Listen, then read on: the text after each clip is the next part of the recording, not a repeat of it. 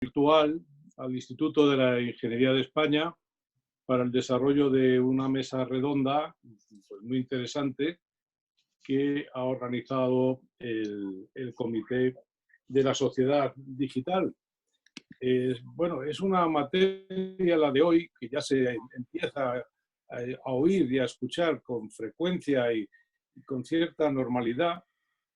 Hablábamos hace un rato de que hace como 3 años en el instituto, me parece que fue la primera jornada sobre esta cuestión del blockchain. En estos 3 años, desde luego, todos hemos incluso utilizado en mayor o menor medida esta herramienta. A lo mejor todavía no sabemos bien en qué consiste y de ahí la oportunidad de la organización de esta mesa redonda que nos da también la posibilidad de, en el momento en que estamos, pues profundizar en el uso de estas herramientas. El otro día leía en un informe que, en fin, que solamente el 7,5% de los españoles utilizábamos el teletrabajo hasta ahora y hemos superado el 40%, con lo cual, y en muchos casos ya es que parece que se queda. Se va a quedar porque se ha demostrado pues, una forma útil y eficaz de trabajar. Se evita desplazamientos, se evita pérdida de tiempo y se consigue pues, un objetivo igual que si el trabajo fuera en una oficina. Entonces, para el Instituto de Ingeniería, estos asuntos pues, incorporan pues, la curiosidad, primero, que siempre tienen los ingenieros, y después la utilidad también de esta herramienta. El hacerlo más popular, voy a decir, y más accesible, sobre todo seguramente a la gente, pues es uno de nuestros objetivos. Y por tanto, pues yo agradezco como presidente del instituto bueno, la presencia de los ponentes que nos acompañáis. Aparece aquí vuestro nombre todos al pie de la pantalla. Y bueno, también el esfuerzo que seguramente en una tarde calurosa de este principio del verano que ya empezamos a tener, pues puede suponer. Pero desde luego os aseguro que estáis haciendo un gran servicio, en este caso la divulgación de la ingeniería y vamos, en este tiempo en el que estamos y en el que esperemos también que ya no dure mucho, pues darnos la oportunidad de compartir el conocimiento que es uno de nuestros objetivos principales y el de los comités. Este comité es muy activo, Víctor y el resto de los componentes del comité, la verdad es que lleváis pues una actividad pues, la más de interesante y bueno, yo solamente puedo daros las gracias en nombre de la Junta Directiva y del mío propio, de verdad, por el trabajo y eso, el ejemplo que esto nos da de que podemos seguir debatiendo nuestras cuestiones aún en tiempos difíciles. Así que dando las gracias a los ponentes, participantes y organizadores, y también a los que nos están siguiendo, que por lo visto son bastantes, pues yo le voy a pasar la palabra a Víctor Izquierdo, que es el presidente del comité, y reitero mi agradecimiento a todos vosotros. Muchas gracias. Muchas gracias a ti, presidente, por acompañarnos, por haber sacado tiempo para estar con nosotros e inaugurar esta jornada. También, lógicamente, quiero agradecer su dedicación a la organización de la jornada a 2 miembros del comité que han, digamos, puesto su mejor conocimiento, su mejor saber hacer y su dedicación a la organización, como son Pedro Antón y Ángel Mena, que están los dos hoy con nosotros y a los que veremos a continuación. Qué duda cabe que tenemos que agradecer a los ponentes, ¿no?, que se han prestado a estar con nosotros y a hacernos partícipes de su conocimiento. Luego, un poco más adelante, me referiré a ellos y os comentaré algunas breves notas de su currículum. Y sin duda, pues a los asistentes, que son a los que nos debemos. En este momento pues estamos ya contabilizando casi 100 personas que estamos conectadas, 100 en este momento. Comentaros también un poco algo del comité que presido yo dentro del instituto, el Comité de Sociedad Digital. Es un comité que este año pues teníamos una serie de propuestas, de actividades planificadas, ¿no? Sobre todo bajo la fórmula esta de jornadas. Y bueno, lo que debo decir pues con orgullo es que el coronavirus no nos ha cambiado nuestros planes, ¿eh? Porque ya hicimos una poco antes de que se decretara el estado de alarma, lo hicimos el 5 de marzo sobre emprendimiento en economía digital, de la idea a la realidad empresarial. Y entonces ya planificamos que un día tal y como hoy, el 21 de mayo, íbamos a tener esta sobre el blockchain y bueno, pues la tenemos con otro formato distinto, no con presencia física en general a Rando 38, pero hemos mantenido la misma fecha. Y bueno, pues de cara al futuro de este año, pues haciendo un poco, digamos, foco en el nuevo escenario que nos abre la pandemia y las consecuencias de la pandemia, pues tenemos previsto dedicar en el mes de junio, todavía no tenemos fecha cerrada, pero ya os informaremos de ello, una jornada concreta pues dedicada al teletrabajo o a los nuevos modos de trabajar, ¿no? Basados un poco en tecnología digital. Permitidme, antes de dar la palabra a Pedro y a Ángel, que resuma muy brevemente el currículum de los ponentes que tenemos hoy, en su orden de intervención. En primer lugar, va a intervenir Joaquín Ordieres, que es doctor en Ingeniería Industrial, es catedrático de Ingeniería de Organización en la Escuela Técnica Superior de Industriales de Madrid, de la UPM. Es coautor de más de 10 patentes, autor de más de 150 artículos científicos, ha dirigido más de 25 tesis doctorales, pero lo que más me ha gustado y me ha llamado la atención de su currículum es lo que dice al final. Dice, su visión es el desarrollo de soluciones que permitan creación de valor a diferentes niveles organizativos. Gracias, Joaquín, por estar hoy con nosotros, ¿no? Isabel Bolea va a intervenir a continuación. Isabel es licenciada en Psicología, es directora comercial de Oaro, es una startup dedicada a seguridad lógica y certificación en blockchain, que además es muy joven en su actividad, pero a pesar de esa corta actividad ya tiene grandes clientes internacionales, no solo en España, sino en Canadá, en Estados Unidos, en México. Y como experta en desarrollo de negocio, Isabel ha participado mucho en lanzamientos de nuevos negocios, en innovación. De manera complementaria a su actividad en la empresa, es vicepresidenta también de la Asociación de Empresas de Blockchain de España. A continuación intervendrá Salvador Casquero, al que agradezco su disponibilidad. Es la segunda vez ya que viene con nosotros este año.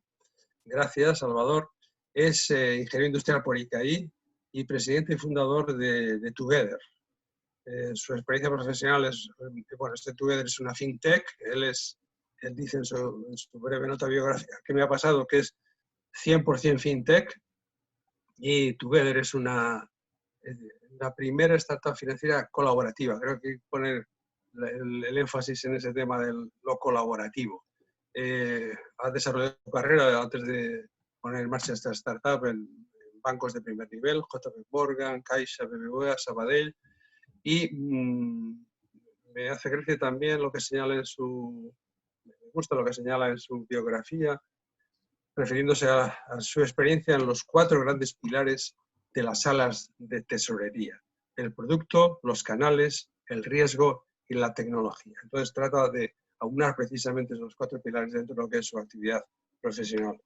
Yael Hernández va a ser la última que intervenga en la sesión de hoy. Es ingeniera industrial por la Politécnica de Madrid, también por la École Centrale de París, y tiene también un máster en tecnologías de la Universidad de Texas.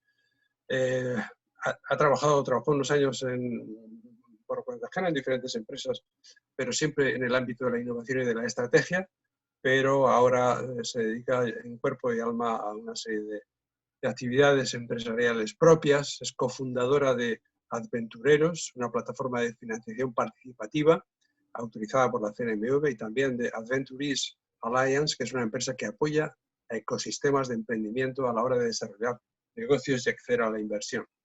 Bueno, pues tras esta breve presentación voy a pasar la palabra a Pedro Antón y a Ángel Mena para que ellos después continúen con el desarrollo de la sesión. Muchas gracias. Muchas gracias, Víctor y Carlos, por la introducción. Realmente ya has explicado, digamos, todo el currículum de las personas que participan. La agenda la conocemos, que lo que vamos a ver son realmente más de cuatro casos de uso. Algunos alrededor de la eficiencia y de la securitización de procesos, muy cerca de la ingeniería pura, otros alrededor de la identidad digital, y luego veremos también algunos temas de criptomonedas y tokenización, ¿no? Y simplemente apenas recordar que todos los asistentes pueden ir poniendo preguntas en el chat durante el tiempo que vayan hablando los distintos ponentes, que Ángel y yo las vamos a ir recogiendo, agrupando, y las haremos al final del todo a los ponentes. Y no sé si algo más, Ángel. Sí, bueno, nada más simplemente dar la bienvenida a todos los asistentes, agradecerles, decirles que aunque la primera percepción de la tecnología blockchain es que tiene una alta complejidad, y así lo es, lo cierto es que lo mismo que hace 37 años se creó Internet y eso ha cambiado la forma de vivir, pues también hace 12 años nació blockchain, y en este corto periodo de tiempo va a cambiar mucho la forma va a influir mucho a todos los niveles corporativos. Entonces pasaremos de una Internet para intercambiar información a una Internet para intercambiar información y valor. Y esto va a dar unas potencialidades inmensas. Sea que uno simpatice más o no con este tema, lo cierto es que debe estar atento porque van a surgir muchísimas oportunidades de negocio, y eso es muy bueno para todos, y más en estas circunstancias que estamos, donde la digitalización puede dar una salida a los problemas que tenemos. Bueno, pues sin nada más, agradecer a todos. Paso la palabra a Joaquín, que bueno, nos va a introducir unas aplicaciones, va a hablar un poquito de Internet como introducción general, pero luego nos contará un proyecto muy interesante, un proyecto europeo muy novedoso de implantación de blockchain para temas de mantenimiento. Sí, buenas tardes, gracias a todos por su asistencia, gracias también a Carlos, Víctor, Pedro y Ángel. Ahora que me ha pasado el control, vamos a comenzar un poco con la presentación. Espero que se vea la presentación de la transparencia. La temática que vamos a recorrer es una aplicación en el ámbito industrial, o los primeros casos de uso en el ámbito, digamos, guiado esencialmente por el ámbito industrial, y donde empezaremos, digamos, para nivelar un poco ideas y demás con el concepto que es blockchain más allá de las criptomonedas, y introducir el concepto de los libros mayores distribuidos, o las Distributed Ledger Technologies. Luego veremos algunos casos de uso en el ámbito industrial, y veremos ya en detalle, digamos, aplicaciones en transformación digital y a mantenimiento prescriptivo y conectado con inteligencia artificial, un poco como contexto para el blockchain. La primera punto muy relevante es un poco qué es blockchain. Víctor ya mencionaba que se había tratado antes. En todo caso, digamos que para ponerlo simple, la idea sería entender blockchain como una base de datos de las convencionales que podemos imaginarnos, pero en este caso distribuido, es decir, no está residiendo en ningún servidor de ninguna compañía. Además es descentralizado, y ya veremos que eso tiene, digamos, algunas curiosidades de interés, y tiene la peculiaridad de que es inmutable la información que se almacena en ella. A priori podría parecer, digamos, como un conjunto de atributos un poco disfuncionales, puesto que no se ve muy claro cuál es el uso. En realidad, digamos que es bastante poderoso, en la medida en la que, si se resuelven los problemas de cómo se genera confianza a quien inserta información en esa base de datos, pues la idea de no tener dueño y de estar distribuido y, por tanto, ser flexible en su acceso y tener, digamos, estabilidad, digámoslo así, eterna, genera, digamos, una capacidad de proporcionar confianza independiente y, en muchas operaciones, evitar partes intermedias. ¿Dónde, por tanto, tiene sentido ese tipo de tecnologías? Pues allí donde hay la necesidad de varias partes, de varios agentes, de interactuar. Por tanto, digamos que si yo no tiene sentido que yo me haga un blockchain para mí mismo. Para eso ya tengo una base de datos convencional, etc. Quizá el ejemplo más claro, más evidente de aplicación de blockchain ha sido, como decía Ángel al principio, el caso de las criptomonedas, las Bitcoin famosas, que pues nacen, digamos, en 2008 y han tenido una evolución precisamente por esa idea descentralizadora y de eliminación de partes intermedias, de bancos centrales, etcétera, bastante, digamos, curiosa. Yo creo que todos estamos más o menos al tanto y ha habido una sesión hace poco en relación con estos temas, pero nuestro objetivo es ir un poco más allá. ¿Qué hay más? ¿Qué es blockchain más allá de Bitcoin y de las criptomonedas? Bueno, en realidad, digamos, hemos hecho una especie, digamos, de continuo lineal donde, llamémosle así, permítanos la terminología, el blockchain 1.0 sería justo eso, las criptomonedas, pero digamos que hay todo un mundo mucho más adelante. El siguiente paso, que ya está implementado y está, digamos, con diferentes soluciones tecnológicas hoy día fácilmente accesible, serían, digamos, las cadenas de bloques que aseguran transacciones, pero donde la transacción no se almacena por su valor, sino que lleva un código, una serie de programación que permite introducir condiciones en el proceso de transferencia de valor, propiedad, de lo que sea. Es decir, que solo se realizará la transacción si ocurre determinada cosa que sea verificable. ¿De acuerdo? Por ejemplo, la entrada de otra transacción. Por ejemplo, yo pagaré algo si me entregan ese producto. ¿De acuerdo? Entonces, con esa idea de contratos inteligentes, que así se llaman los smart contracts, son ni más ni menos que transacciones que llevan código incorporado para permitir o no, digamos, su materialización en función de las ocurrencias de eventos terceros. Con todo, digamos que esto de alguna manera podría pensarse que todavía tiene una componente, es mucho más amplio ya que solo la criptomoneda, tiene una componente en criptomonedas también, que yo puedo hacer una transacción dependiente de determinadas ocurrencias, pero también abre las posibilidades, como Isabel presentará después, a otro ámbito mucho mayor de aseguramiento de documentos, de muchas otras cosas. Y la parte que me compete a mí, digamos que lo que vamos a ver sería un poco la parte de esa blockchain 3.4, que en realidad ya no es, bueno, no es blockchain, en realidad es casi lo contrario. En realidad, blockchain es un calcular de unas tecnologías más amplias, que son las del libro mayor distribuido, que son las DLT, estas que mencionábamos, pero que, bueno, que por homogeneidad, digamos que todo el mundo la sigue llamando blockchain, y donde el foco ya es, digamos, la traslación, digamos, al entorno industrial y de aplicación, no tanto pensando en personas, sino también en procesos y en conceptos un poco más complejos. Con todo, digamos que, aunque lo presentamos así en 4 pasos simples, en realidad la tipología de redes blockchain es mucho más amplia. Podemos tener, como por ejemplo las criptomonedas, redes de blockchain públicas, donde se almacenan transacciones.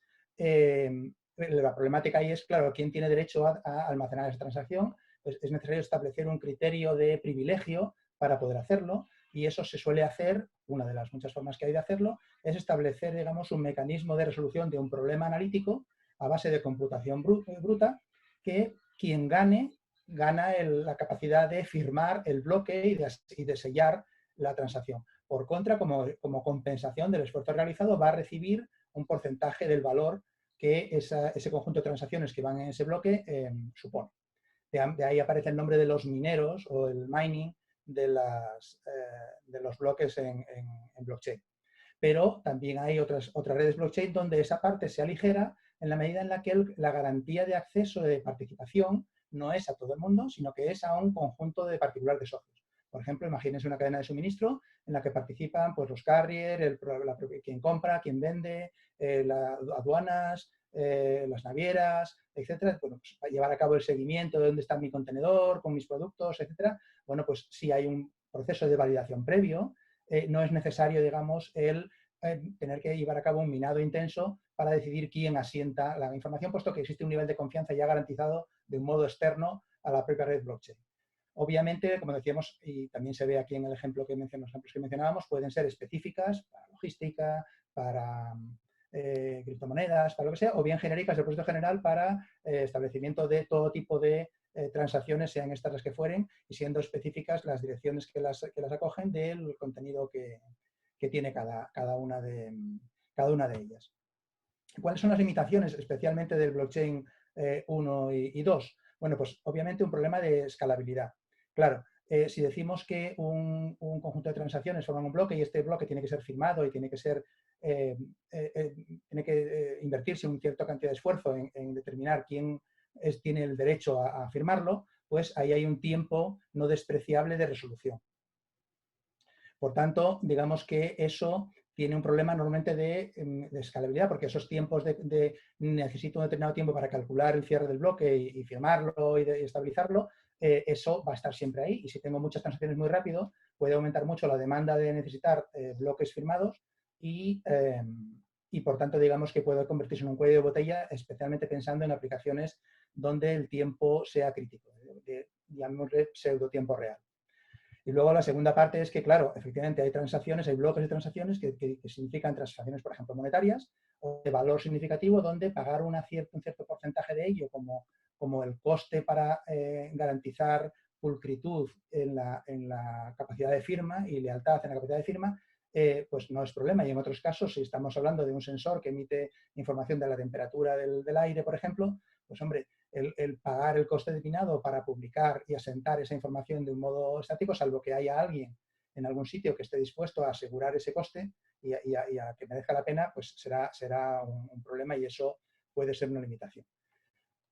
También, digamos, con esto quería poner en claro que existen pues un montón de tecnologías, el Hyperledger Factory, Byteball o Byte, Ethereum es quizá el ejemplo más claro del Blockchain 2, IOTA, en Blockchain 3 y 4, Neo, en fin, y muchos más que no he puesto aquí, pero en fin, tengan claro que existe, digamos, una miríada de proyectos desarrollando este tipo de soluciones y con tecnología ya en el mercado. Obviamente estas, y si alguien conoce otras, seguro que los conocen, pues vean aquí una serie de puntos suspensivos como ejemplo de que hay muchas posibilidades. Centrándome ya más en la parte del ámbito industrial, claro, aquí se va a plantear, digamos, varios temas. Como necesitamos resolver el problema de escalabilidad, necesitamos reducir el coste computacional de la firma del solvente de las transacciones. Y por tanto necesitamos introducir una confianza adicional en que quien introduce la información es verificable y es quien dice ser. Entonces aparece la problemática de, dado que es descentralizada ese tipo de redes, quién es cada agente que está haciendo qué transacciones en ella. Y yo voy a intentar introducirlo esto en el contexto, ya digo, del ámbito industrial que nos ocupa, y luego asociado a esto digamos, verificabilidad de la información y el aseguramiento de la información que se distribuye. Finalmente, digamos, esta parte la haremos tanto Isabel como yo, y en la última parte, que tiene que ver más con tokenización, la harán Salvador y Yael. Bueno, en el ámbito industrial lo que decíamos es que para que esto tenga posibilidad de aplicación, debe ser las tecnologías que entren en ese entorno tienen que ser, digámoslo así, amigables con lo que ahora se llama Internet de las Cosas y demás, con la capacidad de poder asentar flujos de datos relativamente rápidamente y a un coste relativamente bajo. ¿De acuerdo? Eso es un condicionante significativo. De otro modo, digamos que eso supondrá una limitación de partida inaceptable para muchas aplicaciones, por ejemplo, de las que vamos a ver ahora a continuación. Entonces, la primera cosa que aparece como muy necesaria es poder asegurar quién es quién en este mundo de transacciones digitales cuando, insisto, los agentes que participan pueden ser muy diversos, incluso pueden ser no humanos o, de hecho, mayoritariamente van a ser no humanos. ¿De acuerdo? Entonces, la idea entonces aparece que relevante poder saber quién es quién, sea este humano o sea un dispositivo. Y aquí he puesto simplemente un ejemplo de una aplicación que ahora está muy de moda por el tema este de los botoncitos y el contagio y demás, de máquinas de vending digital donde se tiene esa máquina de dispensar tiene una dirección digital a la que uno le hace la transferencia de valor y le entrega el producto sin tener que tocar el teclado o lo que sea. Como concepto base, la identificación digital no va a ser nada muy distinto de lo que ya es en lo que conocemos ahora mismo como las aplicaciones típicas de certificados digitales para la firma de la renta o autentificación de documentos, etc. Es decir, hay un emisor de certificados, hay alguien que puede ser persona, ahí he puesto una figura de un humano, pero podría ser un equipo, y eso tiene que poder ser verificable en cualquiera de los casos. Eso lo que va a dar lugar es a una transacción donde tiene que estar declarada qué o cuáles son los tipos de encriptación y de certificación que digamos que el propietario de la información está dispuesto a compartir para demostrar que es él, y el mecanismo de verificación, ahí está la estructura JSON que soporta esa información con la definición de las SRSA y también de quién es y las claves públicas para que se pueda comprobar que efectivamente esa información ha sido encriptada por esa entidad específicamente. Para ver un poco el ejemplo, he hecho simplemente una generación de un certificado a mi nombre para, usando en este caso la red de IOTA, para, digamos que con el hash de la certificación esta que aparece aquí y mi identidad digital, se permite generar dinámicamente la certificación eternamente de que he asistido, en este caso, a ese evento que figura ahí a la derecha. Sin más que solo esta poca, o sea, ya no hay una imagen JPEG, ya no hay un PNG, ya no hay nada, hay solo esta ristra de hash que permite recrear esa información dinámicamente de acuerdo a la template que lleve asociado el concepto. Con lo cual aparece la idea de que se puede trazar a personas y equipos que proporcionan información en este conjunto de redes, de modo que se pueda verificar si esa información es suya o ha sido creada artificialmente desde otro agente que intenta suplantar la personalidad. ¿Por qué esto es importante? Bueno, pues es importante porque plantea un conjunto nuevo de muchos negocios, especialmente en el concepto del PSS o del concepto del Product to Service, el concepto de la servitización, si se puede llamar así la palabra, la traducción al castellano, de muchas actividades que con la idea de la transformación digital van requiriendo este tipo de necesidad de asegurar cosas. He puesto aquí 3 ejemplos bastante simples, pero que yo creo que lo ilustran bastante bien. El primero de ellos tiene que ver con el fabricante italiano de cafeteras, la Zimbali, que no digo que sea el único, digo que es un ejemplo bastante claro, donde digamos que pasan de vender cafeteras o venden cafeteras, pero digamos que su argumento de venta es vender buen café. Es la experiencia del café de la Zimbali. Y para asegurar que eso es así, digamos que lo que hacen es que cada una de las cafeteras que instalan en las cafeterías, pues está conectada, digamos, con sus sistemas y refleja, digamos, reporta el estado de necesidad de mantenimiento, cambio de filtros, calidad del café, de acuerdo a una serie de parámetros. La cafetera se convierte en una cosa conectada a Internet y va reportando, digamos, el uso, etcétera, de modo que aparece el señor de mantenimiento cuando está, digamos, se detecta que ha bajado el rendimiento sin que el dueño de la cafetería tenga que llamar diciendo que se le ha roto o que le ha pasado lo que sea. ¿De acuerdo? Eso es un ejemplo claro. ¿Por qué es necesario en este caso las transacciones y el blockchain? Porque ahora mismo informa a la Zimbali que se hace cargo del proceso, pero ¿qué pasa si hay un tercero que tiene que asegurar el proceso? El propio dueño de la cafetería quiere saber qué información está compartiendo, quiere hacer algún tipo de gestión para enchufar otra cafetera en lugar de la primera, en fin, tiene que hacer gestión automáticamente y ya necesita tener conocimiento y es necesario poder asegurar que esa máquina ha dicho lo que sea en ese ámbito. Y que pueda ser verificable por terceras partes independientes. Caso de tener que dirimir un contrato, etcétera, responsabilidades indirectas. Eso es más evidente aún en el siguiente caso de un fabricante alemán de compresores, donde su máxima ya no es te vendo el compresor, esto ya es más para aplicaciones industriales, no es te vendo el compresor, sino que te vendo aire comprimido. Y yo me voy a encargar de la gestión de esos compresores, su mantenimiento, etcétera, porque van a estar conectados a un modelo parecido al de la Zimbali, pero aquí donde, claro, existe responsabilidad sobre fallas en la entrega, sobre todo porque ya no es el fabricante que fabrica el compresor quien va a hacer el mantenimiento, sino lo que va a hacer es un OEM que va a hacer la visita a la factoría, con lo cual es necesario que haya transparencia para todas las partes para saber quién ha fallado en el caso de que ocurra. Por tanto, el blockchain tiene también, digamos, aplicación en este sentido, donde el compresor va a establecer, digamos, cuál es la vida residual o los problemas que tenga a través de esas redes de blockchain. Otro ejemplo también, digamos, en la misma dinámica es el caso de la monitorización remota de plantas industriales, donde, por ejemplo, en este caso, Krones es un fabricante alemán de plantas de envasado, de bebidas, por ejemplo, de Coca-Cola, este tipo de bebidas, y donde ofrece, aparte de te vendo la planta con tus características y demás, yo te puedo ofrecer también un servicio de monitorización remota con toma de control en el caso de que los operarios de la sala de control que tenga la instalación tomen decisiones o no tomen, o tomen decisiones que pongan en riesgo la instalación. ¿De acuerdo? Con lo cual, de modo que aparece también de nuevo la necesidad de, claro, yo he tomado el control no porque me ha parecido a mí, sino porque estos equipos han dicho esto y esto ha quedado asentado en esta cadena de bloques, en esta transacción concretamente. ¿De acuerdo? Con lo cual, ven que aparece una idea de elementos que yo tenía como producto porque me proporcionaba un servicio, la gente lo ha transformado ya a través de este tipo de mecanismos, digitalización más aseguramiento, en esquemas de servicio, esencialmente. Bueno, y entonces ahora digamos que el siguiente paso lógico en esto va a ser, o está siendo, digámoslo así, suavemente, digamos una traslación de estas ideas de servicio más de valor finalista a operaciones internas dentro de las propias industrias, donde hay a veces servicios o áreas del negocio que son a veces un poco contrapuestas o yuxtapuestas. Bueno, pongan ustedes el término que deseen, pero donde, digamos, por ejemplo, mantenimiento y producción, pues bueno, siempre hay una lucha de cuándo se debe hacer qué cosa, qué no cosa, etc. Lo que va a permitir este tipo de tecnologías, y es lo que pretende el proyecto Smashing, o sea, que ha salido por natural después. Que mencionaba Ángel antes,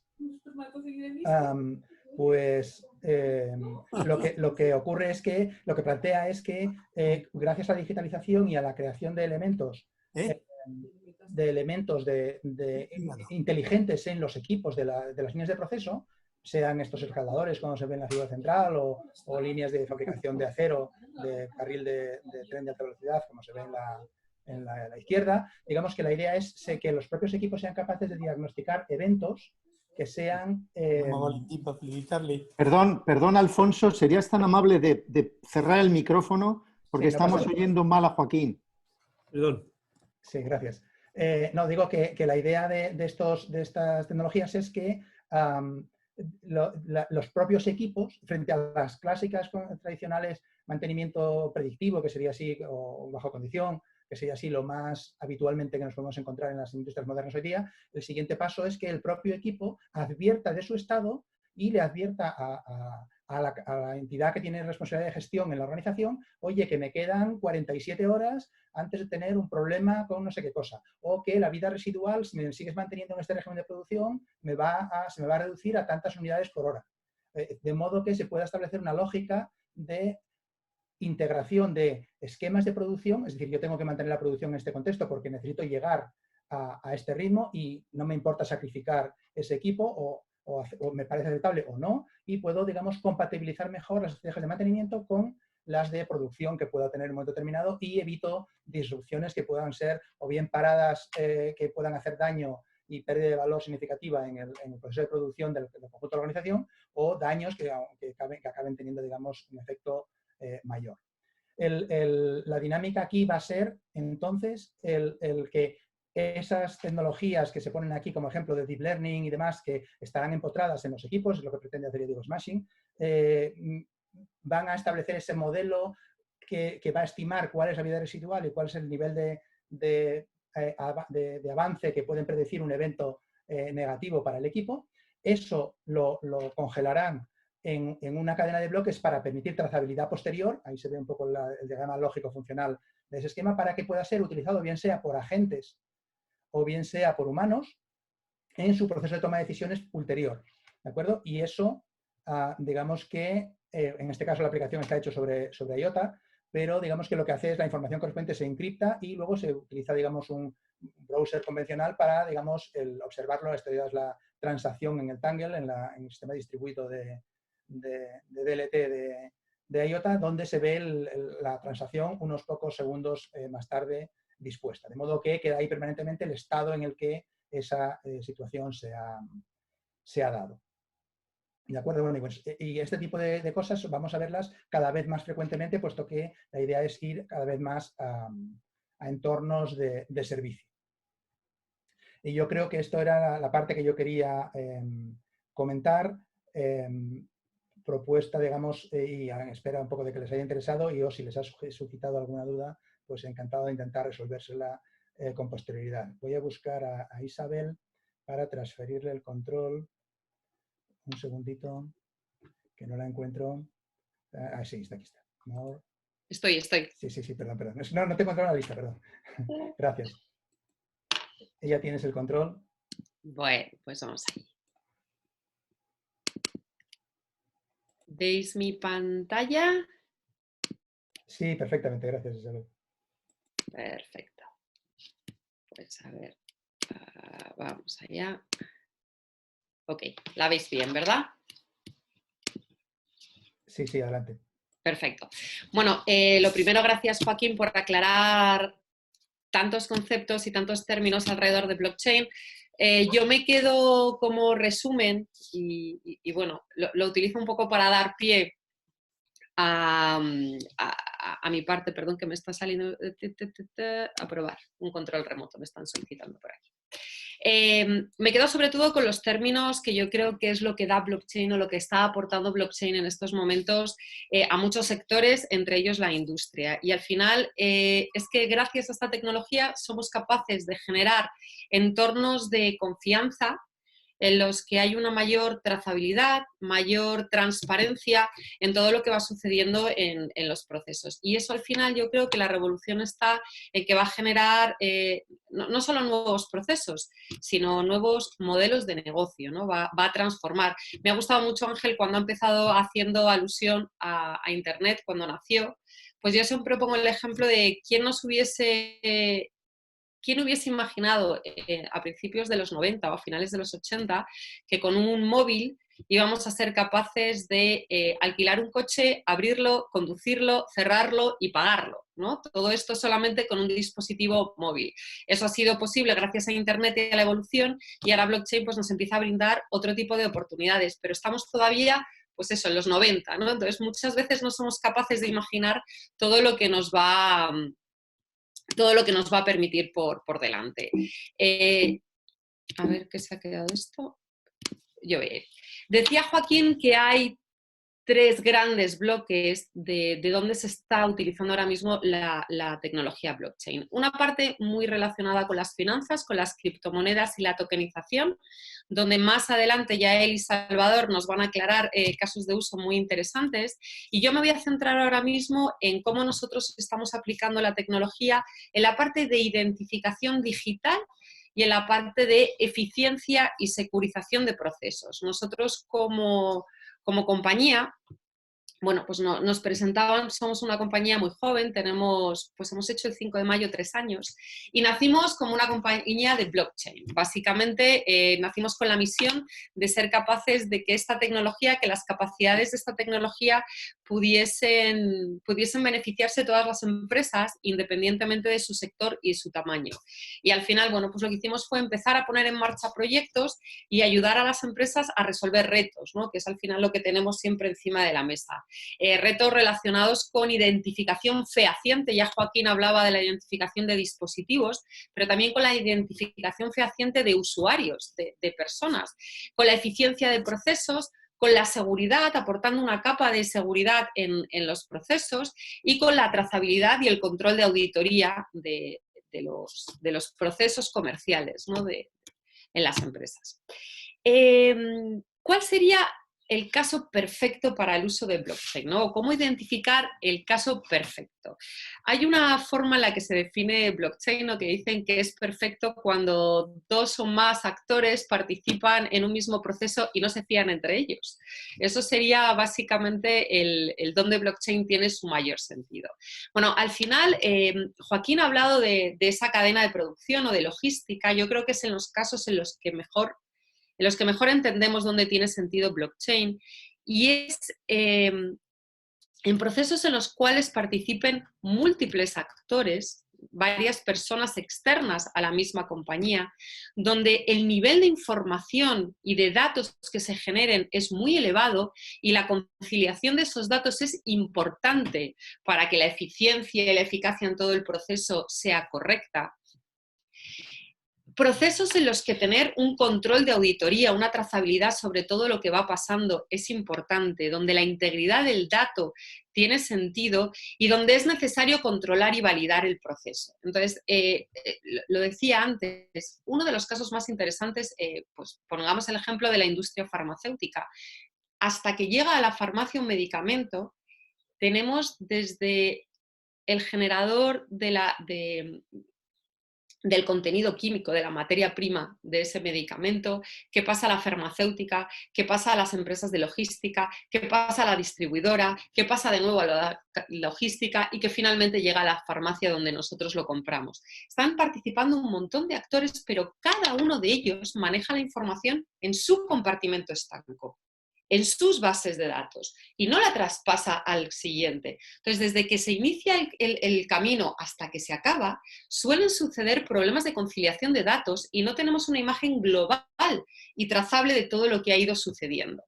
Blockchain, ¿qué nos permite? Nos permite crear un entorno de confianza en el que todos los actores participen y compartan la información necesaria para garantizar que desde el principio de la cadena hasta el final todo ha sucedido de forma correcta y que no ha habido desfases o no ha habido información. Y todo esto en un entorno inmutable y en un entorno en el que nadie puede manipular la información, donde todo se ejecuta automáticamente y tenemos permisos para visualizar la información, para tener toda la imagen global, pero quizás no tenemos permisos para tocar esa información, con lo cual todos los actores tienen claro que están viendo una foto global de lo que está sucediendo y en el que además, también lo decía Joaquín, podemos ejecutar acciones, es decir, podríamos ser capaces de contratos de proveedores, contratos de distribución que tenemos, ejecutarlos automáticamente cuando sucede algo, es decir, si llega en fecha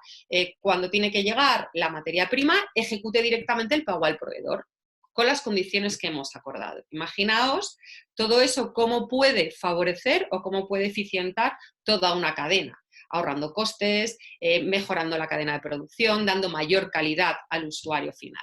Esto sería el caso perfecto y de estos, pues no solamente en la industria farmacéutica, hay casos, pues hace no mucho lanzó un proyecto relacionado con esto, una aseguradora junto con un tour operador para ser capaces de pagar en tiempo real seguros de retraso de vuelos, un entorno común en el que se comparte la información sobre el cliente que ha contratado la aseguradora, el tiempo en el que llega el vuelo y ser capaces de ejecutarlo. Esto que tiene un potencial increíble, Joaquín hablaba de la parte de los challenges o de los retos técnicos que tiene blockchain, yo voy a hablar de un reto que tiene de personas.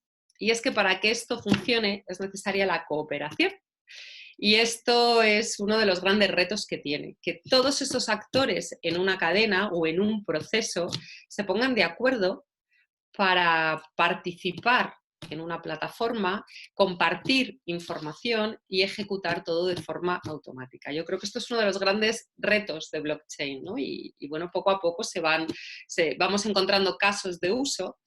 Hasta que llega esa cooperación, creo que lo que estamos encontrando en el mercado es que blockchain se está implantando en dos fases. Una primera fase en la que estamos empezando a tocar la tecnología, a fiarnos de que funciona, a fiarnos de cómo trabaja y meter nuestro core business allí, y es el uso de la tecnología blockchain de forma interna. Ya no participamos con actores de la cadena de valor, sino que de forma interna utilizamos esta tecnología para securizar nuestros procesos, hacer inmutables determinado tipo de información, mejorar la integridad de datos, hacer eficiencia en nuestros procesos, pero lo hacemos de forma interna. Y luego hay una fase 2 en la que ya muchas empresas están trabajando en pruebas de concepto, en MVPs que van poco a poco, en la que ya sí nos juntamos con otros actores de la cadena de valor y empezamos a cooperar y a trabajar en conjunto para tener una eficiencia y una ganancia común. Yo creo que estos son los dos puntos que estamos encontrando. Y en la primera fase creo que hay más de los que estamos encontrando en esta segunda fase. ¿Por qué blockchain para securizar procesos? Bueno, pues lo ha mostrado Joaquín. Yo tenía aquí previsto mostraros un hash o cómo se hacía un hash, pero ya lo habéis visto.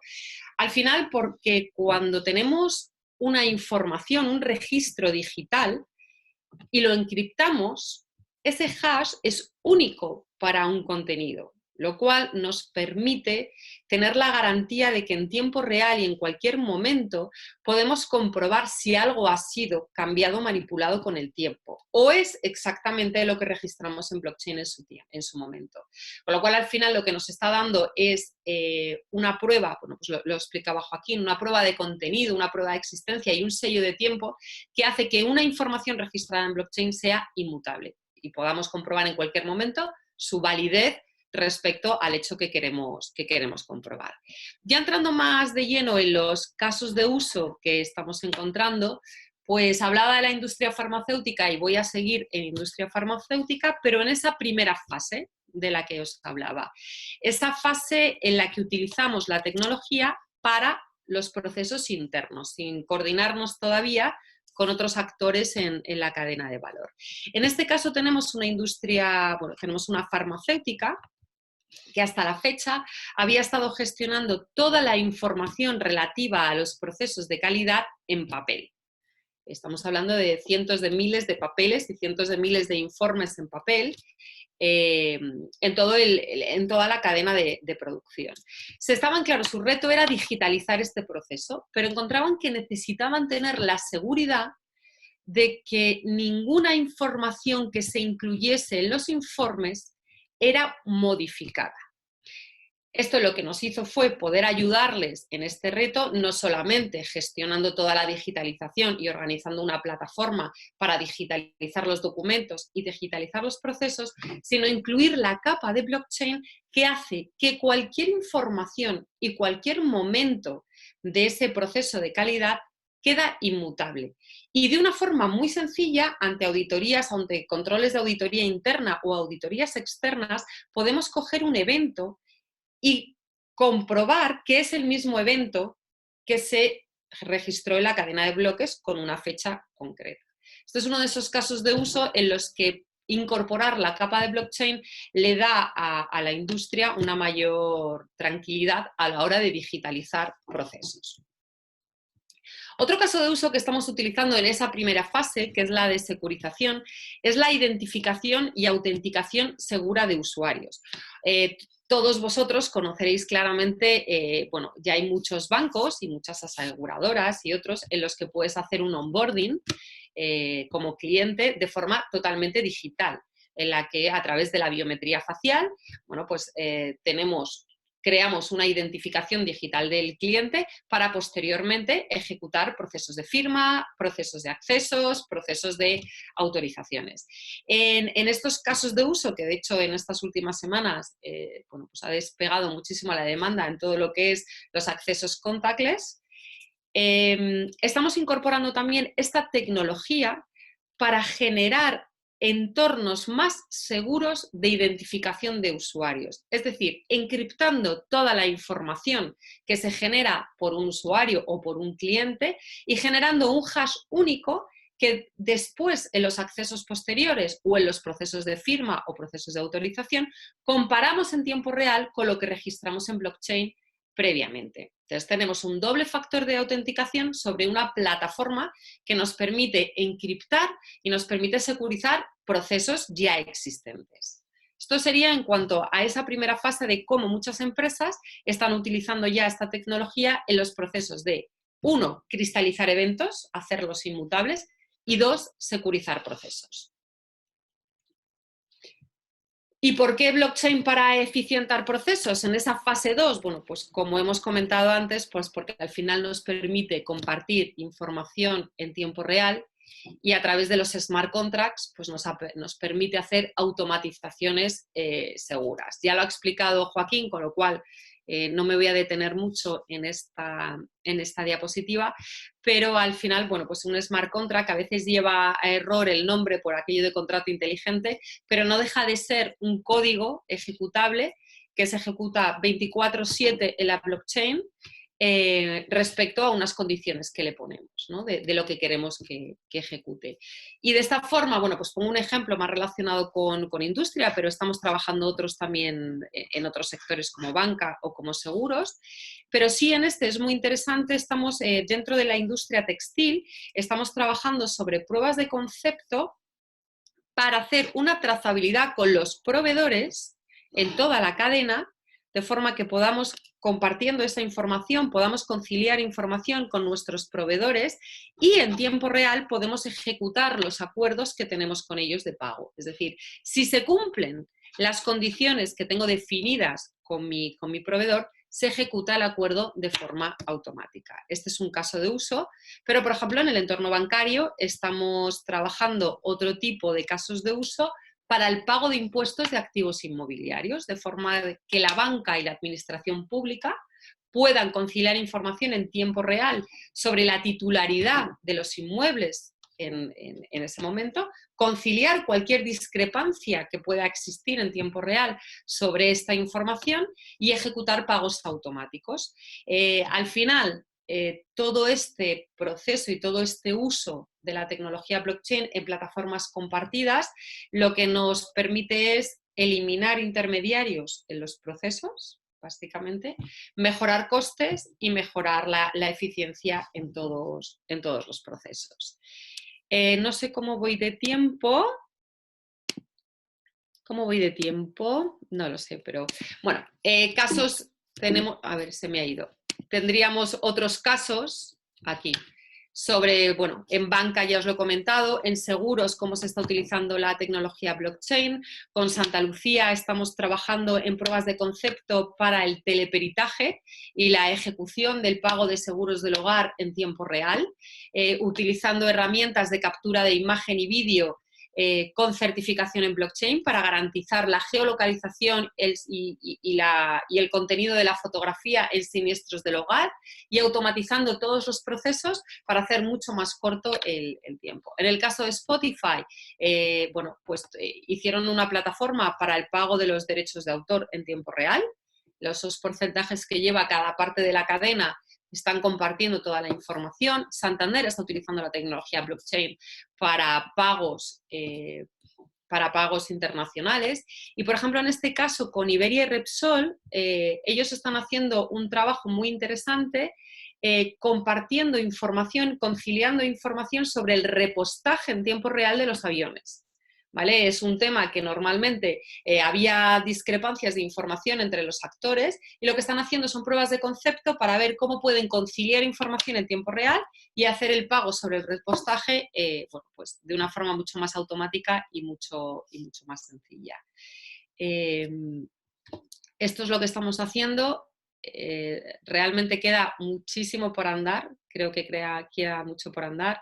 Creo que, como he dicho al principio, la cooperación es algo fundamental y básico que tenemos que seguir trabajando para empujar esta tecnología y creo que nos vienen por delante nuevos modelos de negocio que nos va a costar mucho imaginar que están sobre la mesa.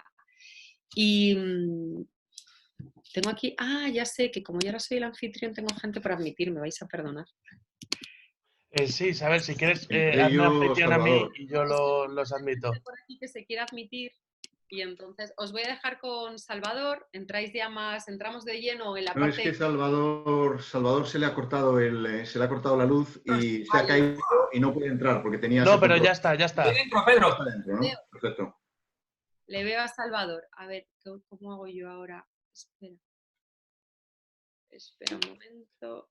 Se me ha ido un chat de grupo. Ponte encima de él como participante, más... Hacer administrador. Ya, aquí estamos.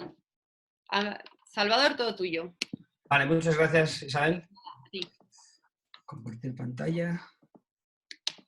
¿No? Vale, bueno, antes de nada, quería dar las gracias al instituto, a Carlos, a Víctor, a Pedro y a Ángel, por volver a confiar en mí y a todos ustedes por concederme estos 15-20 minutos para contarles cuál es mi visión de toda esta tecnología y lo que estoy haciendo en Together. Yo soy presidente y fundador de Together, que es la primera plataforma colaborativa. Le voy a dar a mi presentación un sabor, un enfoque distinto, ¿no? Porque le quiero dar el aspecto que me ha hecho lanzarme a montar Together, ¿no? Que es un completo enfoque distinto, ¿no? Yo soy, como decía antes, como me presentó Víctor, soy ingeniero industrial, he pasado mucho tiempo en el mundo financiero y me considero el puro hombre fintech, 100% en banca y 100% en tecnología, ¿no? Y en toda esa experiencia profesional y de conocimientos he ido pues siendo testigo de excepción, ¿no? de todas las partes, los módulos que forman una auténtica revolución industrial, ¿vale? Y que luego será la historia la que diga si es la tercera, la cuarta o la definitiva, ¿no? Es una visión que tengo de un cambio estructural, un cambio en la capacidad de crear un nuevo sistema financiero por la que he apostado el alma, la vida y el corazón. El alma porque nos lo estamos dejando ahora en este proyecto, sobre todo en este momento del coronavirus, que lo que ha hecho es multiplicar por N el crecimiento de Together. La vida porque si no me sale se me acaba, y luego el corazón porque fue mi mujer quien me empujó a hacerlo, es mi mujer la que me sostiene en los momentos difíciles y es mi mujer quien me aplaude, y desde luego que les aseguro que es mi mujer la que veo al fondo del camino, ¿no? Con una sonrisa, ¿no? Como les decía, el enfoque que le quiero dar a la presentación o esta aproximación al blockchain es absolutamente económico, ¿no? Porque desde mi punto de vista nos permite una vuelta a lo básico, ¿no? Que va a permitir pasar de este sistema fiduciario que tenemos ahora mismo, un sistema que ha construido una economía de deuda, a una economía del valor, ¿no? Como decía antes Joaquín. Y sobre todo una parte importantísima que trae un nuevo modelo de negocio, que es el modelo de incentivos, que nos va a permitir algo en lo que estoy absolutamente convencido, y aquí saco mi espíritu libertario, y en lo que creo ciegamente, y es que todo se va a ir a cero, ¿vale? Y aquí, Pedro, perdóname porque vuelvo a sacar mi carácter hiperbólico, pero sí que me creo que estamos yendo a sociedades de coste marginal cero, donde cada vez todo es más barato, precisamente porque van a entrar estos nuevos modelos de incentivos, que lo que van a permitir es crear nuevas economías, de las cuales ya les voy a empezar a poner un ejemplo del sistema descentralizado que está surgiendo, ¿no? Bueno, pues en esta vuelta a lo básico voy a cometer muchos exabruptos históricos y probablemente económicos, ¿no? Pero lo que pasa es que voy a torcer tanto la historia como la economía para que sirva para mi argumentación, ¿no? Si pensamos cuando nació el hombre, ¿vale? O cuando el hombre fue hombre, ¿no?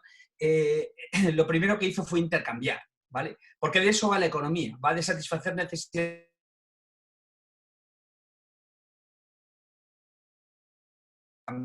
¿No?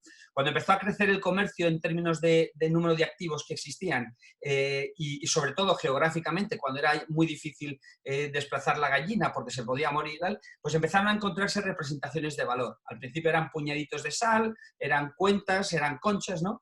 Pero eso serían para representar los activos, ¿no? Más adelante unos tíos en Asia muy listos lo que hicieron fue encontrar esas representaciones de valor en lo que llamaban las monedas que estaban acuñadas en oro, plata y cobre, que tenían un valor intrínseco porque el propio peso de la plata, el oro y el cobre, ¿no?, representaba el activo.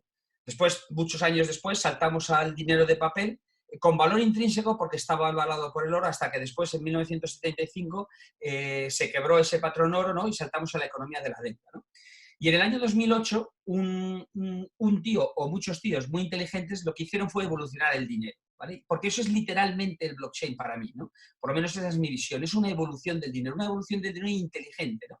Que si lo juntas con la necesidad de intercambiar, con ese Internet del valor que comentaba Joaquín, lo que va a dar lugar es a nuevos modelos económicos, a lo que se llama ya criptoeconomía, ¿vale?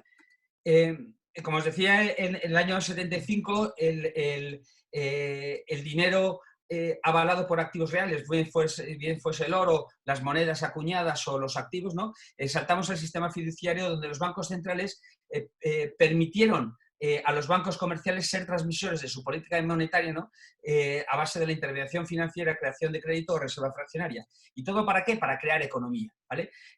Los bancos han sido promotores de la economía porque esa es su función principal y diría que su única función. Son promotores de la economía, ¿no?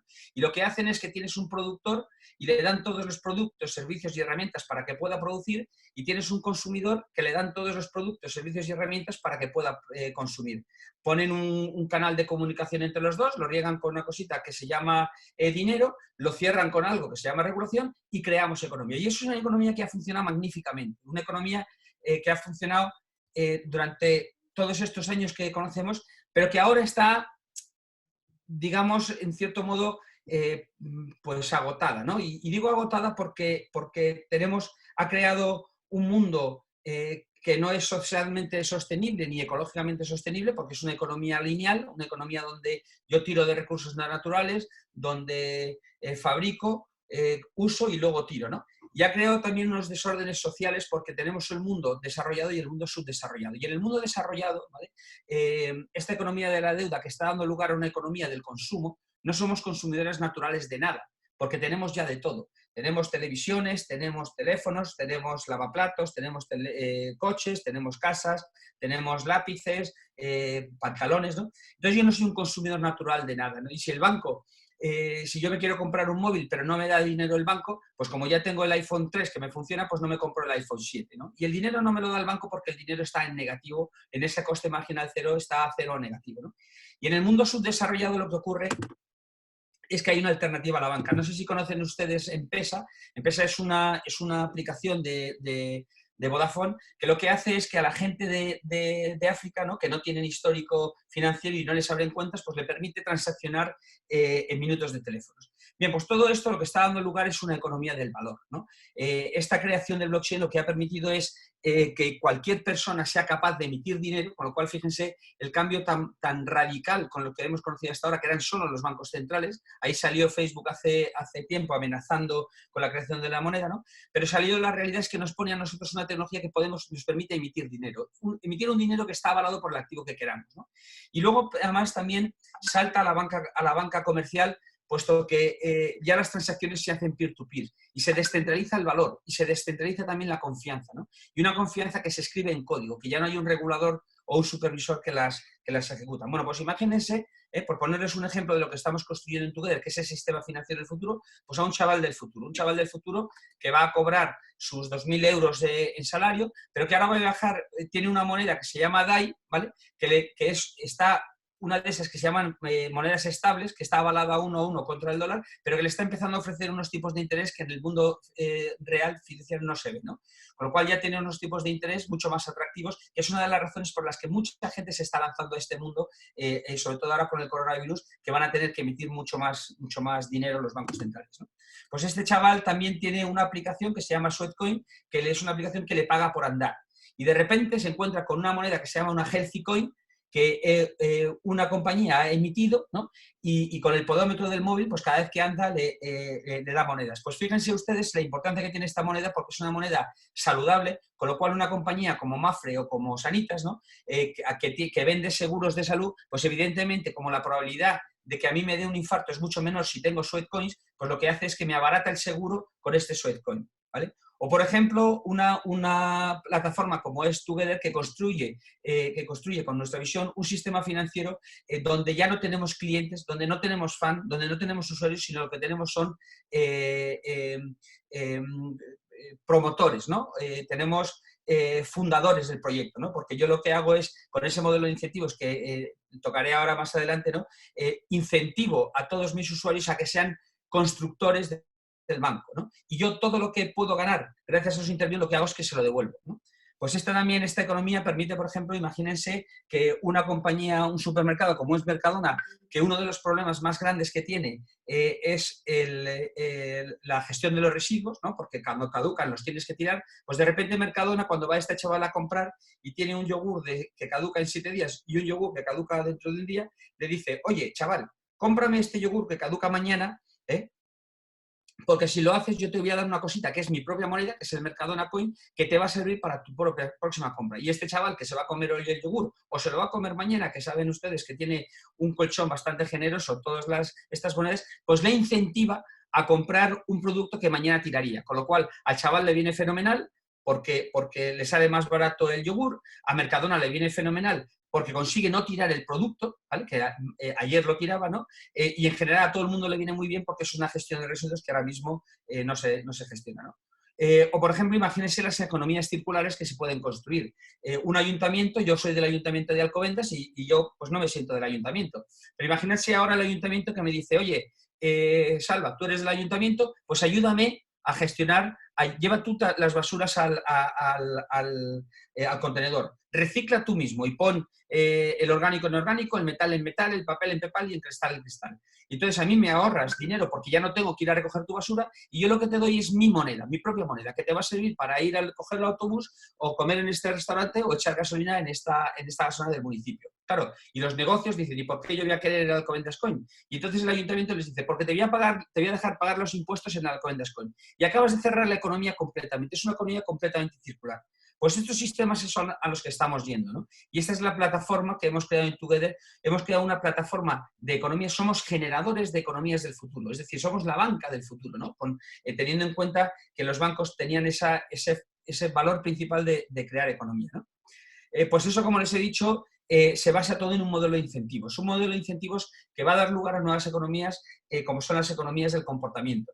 Se pueden incentivar, se puede modelar el comportamiento de las personas, pues, por ejemplo, para que un comercio no tire los residuos y que las personas consuman. Por ejemplo, puedes modelar también el comportamiento de tus empleados, pues para que no pierdan tiempo en las reuniones o para que no haya absentismo laboral, con todo eso lo que es la reducción o el aumento de productividad que significa. O, por ejemplo, puedes conseguir monedas que favorezcan la movilidad verde. Imagínense Repsol, que Repsol es una de las mejores compañías españolas, pero la verdad es que está tocando un producto que no es sostenible porque está ensuciando el mundo, y mucho más el derivado, que es el plástico, que no hay quien lo destruya. Pues imagínense que Repsol ahora, a mi hija, me decía que no quiere montar en coche, le dice: Marta, pues si pagas en Repsolitros, ¿no? O si pagas con la tarjeta de Together, cada vez que pagues, como es dinero inteligente, yo lo que voy a hacer es el mismo importe que has pagado, lo voy a poner en Repsolitros. Y el Repsolitro, porque además es dinero inteligente y dinero donde las reglas están grabadas en el propio código, además vas a saber dónde voy a llevar el Repsolitro y vas a saber que me lo voy a gastar en limpiar los océanos o en limpiar los parques, ¿no? Como ven, gracias a estos modelos de incentivos, ¿no?, lo que hacemos es que se pueden desbloquear grandísimas cantidades de valor que ahora mismo están perdidas en la economía, ¿vale? Y esto, en realidad, lo que trae es una economía que ya no se va a construir por arriba, porque la economía no se va a construir por políticas monetarias, no se va a construir por políticas sociales, no se va a construir por políticas fiscales. La economía se va a construir por abajo, se va a construir gracias a la descentralización, gracias al empoderamiento de la gente, que se pone en el centro, gracias a la personalización, gracias a la localización, a la automatización, a la optimización, ¿no? Son economías que van a crecer por abajo y mucho más en estos momentos en donde se necesita ser tremendamente eficientes y eficaces a la hora de gestionar las economías, ¿no? Y todo esto es lo que permite. Vamos a tener economías circulares, economías de las máquinas, las economías de compensación, las economías del comportamiento, las economías colaborativas. Un nuevo sistema económico, un nuevo sistema que necesita un sistema financiero completamente nuevo, ¿no? Y como ejemplo, aparte del ejemplo de la plataforma que, insisto, que hemos construido, les voy a poner ejemplos reales, ¿no? Esta descentralización financiera empieza a tener productos, ¿no?, que ha hecho la banca toda la vida. Y uno de ellos son las nuevas formas de financiación. Me imagino que ustedes habrán oído hablar de las ICOs, que las ICOs no son más que esto que les he representado. Yo tengo dinero, soy un feriante, tengo dinero para construir un coche, pero no tengo para el otro. Entonces, lo que les digo a mis usuarios, a los que van a utilizar el servicio, les digo: oye, este token que hace funcionar el coche, ¿vale?, en vez de pagármelo a €1, que me lo pagarás cuando esté el servicio, págamelo ahora a 50 céntimos, ¿vale? Ahora simplemente yo te doy el token, ¿vale?, pero tú me das los 50 céntimos, que es lo que me permite construir el coche. Y cuando estén los dos coches construidos, ya puedo crear el coche de choque, porque ya chocan, y entonces ese servicio o ese viaje costará €1, a ti ya habrá costado 50. Y puedes hacer dos cosas: o utilizar el servicio o haberlo comprado previamente como inversión. Porque si crees que es un servicio o crees que es una idea de negocio que puede tener mucho recorrido, pues en vez de comprar unos, compras muchos más. ¿Por qué? Porque los vas a vender a €1 o todo lo que suba por la ley de la oferta y la demanda, ¿no? Eso es uno de los productos que ha traído estas finanzas descentralizadas. Otro, por supuesto, es los nuevos activos financieros. A nadie se nos escapa que en esta situación del coronavirus, que empezó por una crisis sanitaria que evidentemente no hay activo refugio. Me decía un amigo: oye, Salva, ¿no me decías tú que el Bitcoin era un activo refugio? Y le dije: sí, claro, amigo mío, es un activo de refugio. Pero evidentemente, si se muere el hombre, porque esa es la crisis sanitaria que afectaba al hombre, evidentemente, ¿quién va a comprar Bitcoin? Nadie. Pues no hay activo financiero en el mundo que sea refugio si es una crisis sanitaria. Pero a medida que la crisis se controla, por lo menos la propagación, y nos vamos haciendo a ella, ¿vale?, ¿qué es lo que ha ocurrido? Pues que se ha empezado a transformar en una crisis económica, ¿no? Y ahí los bancos centrales han actuado como han hecho siempre, en el corto plazo, creando más deuda, es decir, emitiendo más dinero. Y algo que no es sostenible, porque si yo le presto dinero a un amigo y me debe 1.000 y le presto otros 2.000, llega un momento que me dice: mira, me estás dejando tanto que no te puedo pagar, que son las terribles quitas. Así que en el corto plazo el sistema financiero recuperará la confianza, pero en el medio y largo plazo no va a funcionar. Y por eso se están tirando la gente al mundo de Bitcoin, ¿no? Porque se espera una devaluación de las distintas divisas, ¿no? Y unos Bitcoin que están dando unas rentabilidades muy altas. Hay nuevos productos también, ¿no? Como por ejemplo tipos de interés en criptomonedas, ¿no? Con criptomonedas que son estables contra el dólar, como por ejemplo el Tether, ¿no? O en Bitcoin Ether, que están dando unas rentabilidades del 8,6%. Hombre, tiene su riesgo, porque no hay ningún activo con estas rentabilidades hoy con riesgo. Pero desde luego es mucho más interesante que invertir a 0% o incluso en negativo comprando treasuries americanas o el Bund, ¿vale? Nuevos productos financieros como son los de trading. Hay mucha gente que se está metiendo en este mundo. Yo he sido trader de divisa y les aseguro que lo más importante para un trader es que haya volatilidad. Porque si tú tienes un mercado en encefalograma plano, que es como pasaba en los últimos años de trading, es imposible ganar dinero, ¿no? El trader juega a la volatilidad. Nuevos productos financieros que lo que están abriendo es un nuevo mundo a la gente desbancarizada, ¿no? Porque yo no tengo histórico financiero, pues no me dan préstamos. Y sin embargo, estos préstamos colateralizados con cripto están permitiendo que gente que no tiene acceso al mundo de las finanzas le empiecen a dar este acceso, ¿no? Y uno de los proyectos que más me gustan es este. Es un proyecto EtherHub que es de un amigo mío que está aquí en España y que es espectacular. Son unos préstamos que se le hacen a los agricultores mexicanos dedicados a los cafeteros, ¿no? Que cuando piden dinero allí en Latinoamérica, pues se lo prestan al 150, 260. Y sin embargo aquí ha traído la inversión, tienes una inversión del 15%, los mexicanos consiguen el dinero y el inversor aquí en Europa tiene las inversiones a ese 15%. Pues como ven, eso es lo que hemos construido en Together. Hemos creado una plataforma financiera para dar salida a todas esas economías. Somos promotores de esa economía que llega y esa economía que ya está aquí y que se ha manifestado, se empezó a manifestar con las criptomonedas, pero hay un mundo completamente nuevo de activos absolutamente descentralizados, ¿no? Que están creando ese sistema que les comento. Pues muchas gracias por su atención. Voy a dejar la mano ahora a Yael. Compartir pantalla.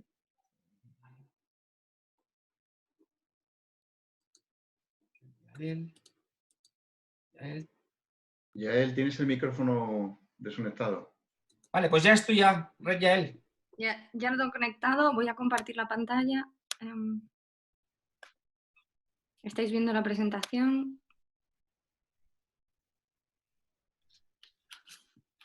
Estoy compartiendo pantalla ya, ¿verdad? Sí, ya se ve todo. Vale, perfecto, muy bien. Bueno, pues buenas tardes a todos.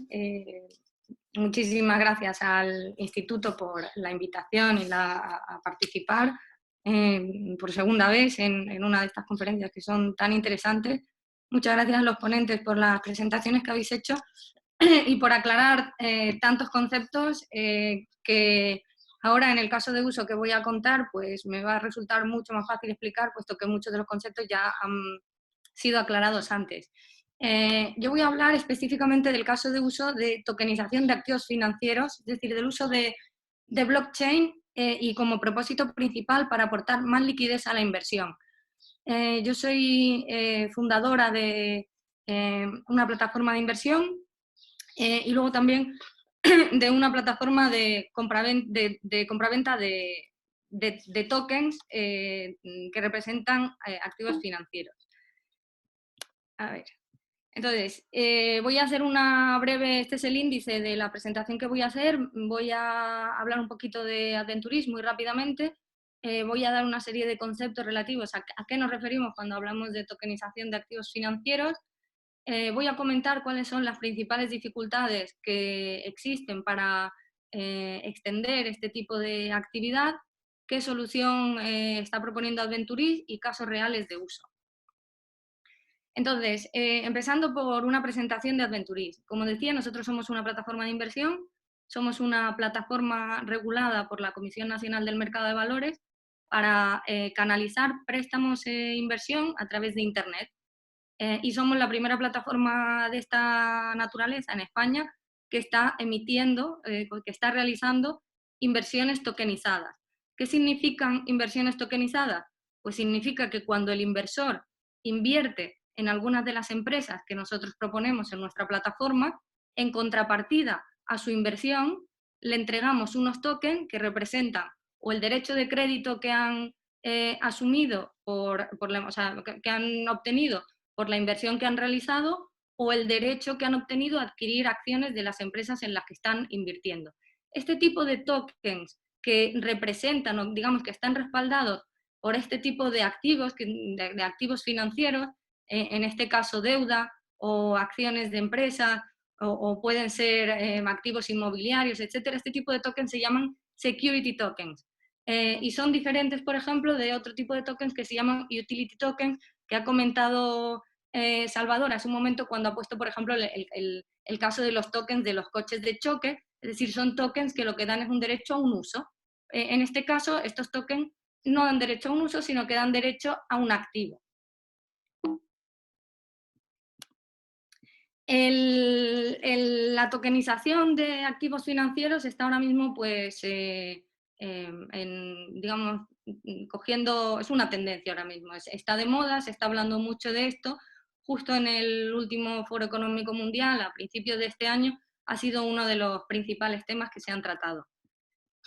¿Por qué se está tratando tanto? Bueno, pues muchas de las ventajas que aporta blockchain se han comentado en las charlas anteriores, pues incrementa los niveles de digitalización, seguridad, trazabilidad, divisibilidad, privacidad, etcétera. Y uno en particular que es especialmente importante para nosotros, que es la liquidez. ¿A qué me refiero con la liquidez? Bueno, pues me refiero a que cuando, a día de hoy, cuando un inversor, por ejemplo, invierte, vamos a decir, 100.000 euros en una empresa, ese dinero, por decirlo de alguna manera, se queda allí bloqueado hasta que esa empresa no se vende a otra que lo compra, o no hay una ampliación de capital posterior, fondos mayores que vienen y dan salida a ese inversor inicial. Entonces, esa inversión es una inversión muy poco líquida. En el caso de los préstamos, por ejemplo, bueno, pues se pone el dinero y el inversor tiene que estar esperando a que se vayan venciendo las cuotas de devolución de ese préstamo para poderlo ir cobrando. Es decir, no tiene tantas ventanas de liquidez como tendría si tuviera unos tokens en su monedero que pudiese transaccionar con mayor flexibilidad en el mercado y vender esos derechos de crédito a terceros, ¿no? Cuando digo que es tendencia, no me refiero solo a que se esté hablando mucho en foros internacionales, sino que hay proyecciones de que el mercado de tokenización de activos financieros va a crecer muchísimo a lo largo de los próximos años. Se habla, por ejemplo, pues uno de los estudios, que pongo la gráfica a la derecha, pues habla de alcanzar solo en Europa 1,5 trillions, en realidad son billones en español, pero son trillions de dólares en el 2024. Y si lo veis en la gráfica, en azul están la parte que corresponde a los security tokens, y si lo comparáis con el boom que ha habido de las criptomonedas en los últimos años, pues en realidad los security tokens superan con creces al mundo de las criptomonedas. Comentaba cuáles son los problemas que resuelve esta tokenización y cuáles son los problemas a los que hace frente en particular el caso de uso de Adventuris. Uno de ellos lo he comentado, es la falta de liquidez en la inversión. Entonces, con la tokenización se logra dar mayores ventanas de liquidez a los inversores. Hay otro que es la desconfianza en los activos. Ha hablado también Salva de los ICOs, por ejemplo, y seguramente vosotros habéis escuchado hablar de los ICOs en los últimos años. Pues empresas, en algunos casos empresas muy jóvenes, que hacían una initial coin offering, que es lo que significa una oferta de moneda al mercado, y levantaban, o sea, recaudaban cientos de millones de dólares a cambio de esas monedas, y con la promesa de que esa moneda pues iba a representar un uso que iba a ganar mucho más valor en el mercado, etc. Entonces, aquí en este caso, bueno, pues cayó, ese mercado tuvo un boom muy fuerte y luego cayó, en algunos casos porque hubo muchas estafas, en otros casos porque esa creación de valor, las empresas que lo ofrecían no fueron capaces de mantenerla, y al estar respaldados esos tokens por una utilidad, pues si la empresa no existía, pues no había esa utilidad tampoco. En el caso, como decía, la evolución a eso ha sido evolucionar hacia los security tokens, que al estar respaldados por activos reales, pues digamos que el valor de ese token, si hablamos de los tokens como elementos que representan un valor, pues el valor de ese token es un activo real. Luego hay algunas barreras que son barreras regulatorias que tienen que ver con la emisión y transmisión de valores en el mercado. Entonces, bueno, nosotros hemos estado trabajando a lo largo del último año muy intensamente con un despacho de abogados bastante grande para resolver todos los problemas que tienen que ver con cómo emitir, verlo con la CNMV, cómo transmitir, etcétera, ¿no? Con lo cual ese problema también está resuelto. Y luego, pues claro, están las barreras tecnológicas de tener la tecnología suficientemente desarrollada y engranada para que todo esto pueda funcionar. Os voy a poner dos ejemplos concretos y luego explico cómo es la solución, ¿no? Ejemplos concretos, por ejemplo, os planteo aquí uno de Bodegas País, es una financiación a un empresario en el que un fondo de deuda directa financia a ese empresario, le da una cantidad de dinero y a cambio, digamos, lo que tiene son una serie de tokens que representan su derecho a cobrar esa deuda que ha prestado, ¿no? Y luego, por otro lado, está el ejemplo de una inversión en una startup en la que se emiten también una serie de tokens, pero en este caso los tokens que tienen los inversores lo que representan es el derecho a adquirir una participación social de esa empresa.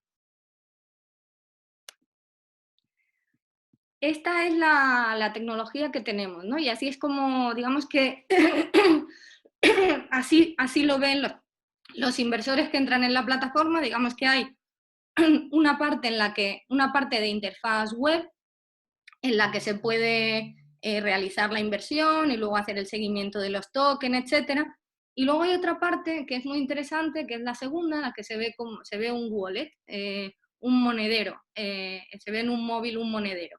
Y en ese móvil, en el monedero, pues lo que podéis ver es el 420 tokens que este inversor tiene en su monedero, en este caso en Ethereum, en una plataforma, bueno, en un monedero, en su monedero en Ethereum, él recibe allí sus 420 tokens que representan el derecho a cobrar 42.000 euros en unos plazos y en unas condiciones y con unas garantías, ¿no? Entonces, desde este mismo monedero, y realmente, vamos a decir, dándole a un botón, él puede transferir esos tokens a un potencial comprador que le quiera pagar, pues vamos a decir, en lugar de 42.000 euros, pues 50.000 euros por comprarle esos 420 tokens. ¿Por qué le va a pagar un poco más de los 42.000? Pues porque puede que ya haya pasado, vamos a decir, un año y el riesgo de pago, o sea, el riesgo de cobro se haya incrementado. Entonces, este inversor puede vender su token con su préstamo con una prima. Es decir, para los inversores que tokenizan su deuda, además de poder tener una ventana de liquidez mayor, tienen asociado también un negocio financiero porque pueden revender esa deuda con una prima a un tercero a medida que la seguridad del cobro se incrementa, ¿no? Entonces, para que todas esas transacciones se puedan hacer también de forma segura, hay otra interfaz. Otra interfaz que quiero decir que se puede hacer de forma segura. Bueno, pues que yo desde monedero puedo transferir los tokens a otra persona, pero de forma simultánea tengo que cobrar un dinero. Yo estoy vendiendo 420 tokens, vamos a decir, a cambio de 45.000 euros. Para estar seguro de que cobro esos 45.000 euros, pues también tengo que hacerlo a través de un sistema seguro. Bueno, pues digamos que esa es la tercera de las ventanitas que veis, que es la tecnología que permite que esa transaccionalidad se haga de forma segura. Con lo cual, este es el esquema de trabajo que tenemos, ¿no? De forma que cubrimos toda la cadena de valor, desde la creación de los tokens, la gestión de los tokens y la compraventa de los tokens. Este es un servicio, bueno, pues como decía, es de valor para inversores, fondos de deuda, agencias, etc. Y bueno, este era el caso que quería comentar y nada, pues encantada de responder a todas las dudas que puedan surgir. Bueno, y ahora, sí. Nada, vuelvo a compartir el control. A Pedro. No, a mí no, se lo tienes que dar a mí, al instituto. Ay, perdón.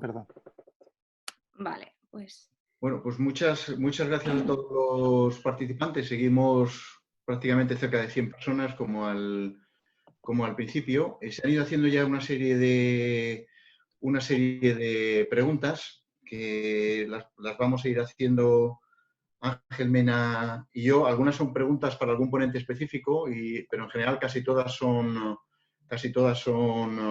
genéricas. Hay algunas más, parece, por el lado financiero.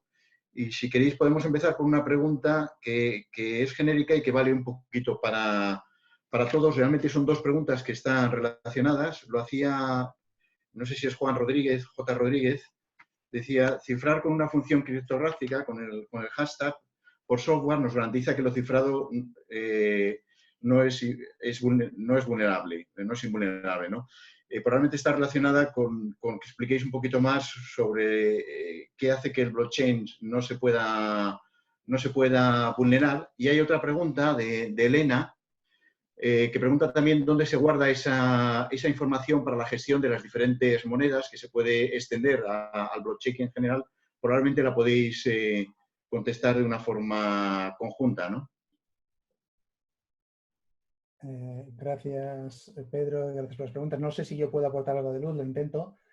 Y si no, bueno, Isabel, supongo que también, o los otros ponentes podrán complementarlo. Vamos a ver, la primera parte, entiendo que la pregunta no es tanto por qué los bloques son inmutables, sino si la tecnología de cifrado asimétrico o simétrico, dependiendo de qué tipo de tecnología se emplee, es suficientemente robusta. Yo supongo que la pregunta viene quizá del lado de la parte de computación cuántica, donde sí es posible, bueno, o está siendo cada vez más probable, vamos a decirlo con suavidad, el romper el encriptado. Pero pensemos que aquí lo que se hace es meramente la comparación y, por tanto, que no nos preocupa tanto que si se puede abrir o no el contenido sino si ese hash representa los bytes que están detrás de ese documento, de esa entidad. Con lo cual, digamos que, vale, entendemos que la pregunta es RSA proof resilient o resistente a la computación cuántica. No lo es, no lo va a ser, pero yo creo que el caso de uso que se emplea aquí en blockchain no invalida la aplicación en ninguno de los casos, aunque se pueda, digamos, abrir el contenido del hash ese, digamos que ver la estructura. Porque, digamos, lo que se va a hacer es comparar eso contra algo que ha quedado inmutable en su momento temporal colocado. Esa era una de las preguntas.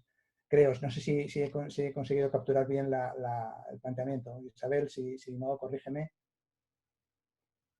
Está bien, vale. De acuerdo. Si tienes el micro, ya me he quedado. Vale. Contestar también, si queréis, la otra parte, la otra pregunta que hacía Elena, que está relacionada también, es ¿dónde se guarda toda esa información? Vale, sí. Bueno, entonces esa es una buena pregunta. Recuerden que era descentralizada, lo cual significa que aquellos agentes que quieran participar en el proceso son responsables de almacenar una parte de esa información que está de modo compartido en los diferentes sistemas. Es una especie de cloud, lo que pasa es que no es una cloud propietaria, sino que es una cloud múltiple.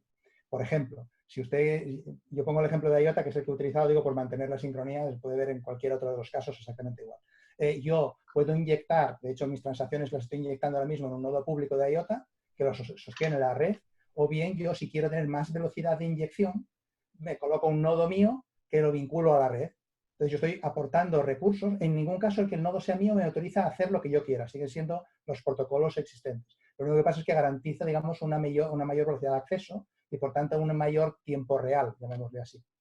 ¿De acuerdo? Pero, por tanto, digamos que es una especie de soporte federado de la información.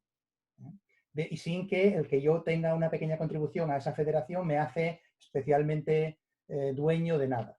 Y sigo siendo un agente más que puedo decidir utilizarlo. La ventaja que tiene esto es que yo puedo utilizar ese tipo de infraestructura sin tener que pasar por el aro de tener que tener una parte de tecnología desplegada para dar soporte a esto. Yo puedo ser simplemente un usuario.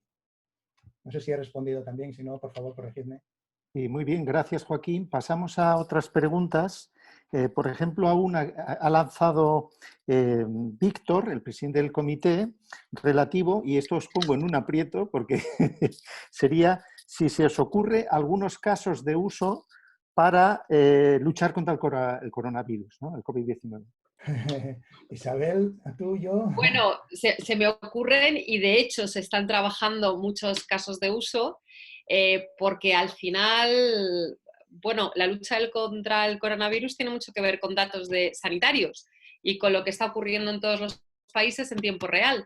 Y volvemos a lo mismo, todos tenemos nuestra información en nuestro compartimento estanco y no compartimos. Entonces, al final, muchas de las iniciativas que se están poniendo en marcha con el coronavirus, desde aplicaciones móvil para el seguimiento en tiempo real hasta el compartir datos de investigaciones o de lo que está sucediendo, se está haciendo sobre redes blockchain en las que cada uno participa y comparte la información para en tiempo real tener una visión muchísimo más rápida. Eso es el principal.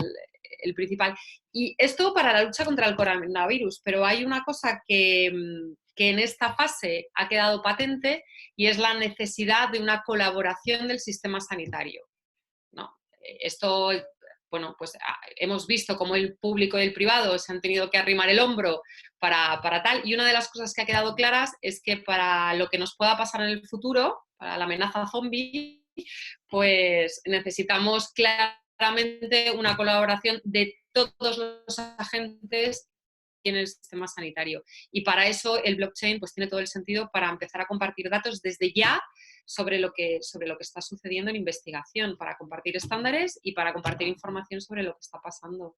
Pero ahora mismo todos los casos que hay son relativos a compartir información en tiempo real.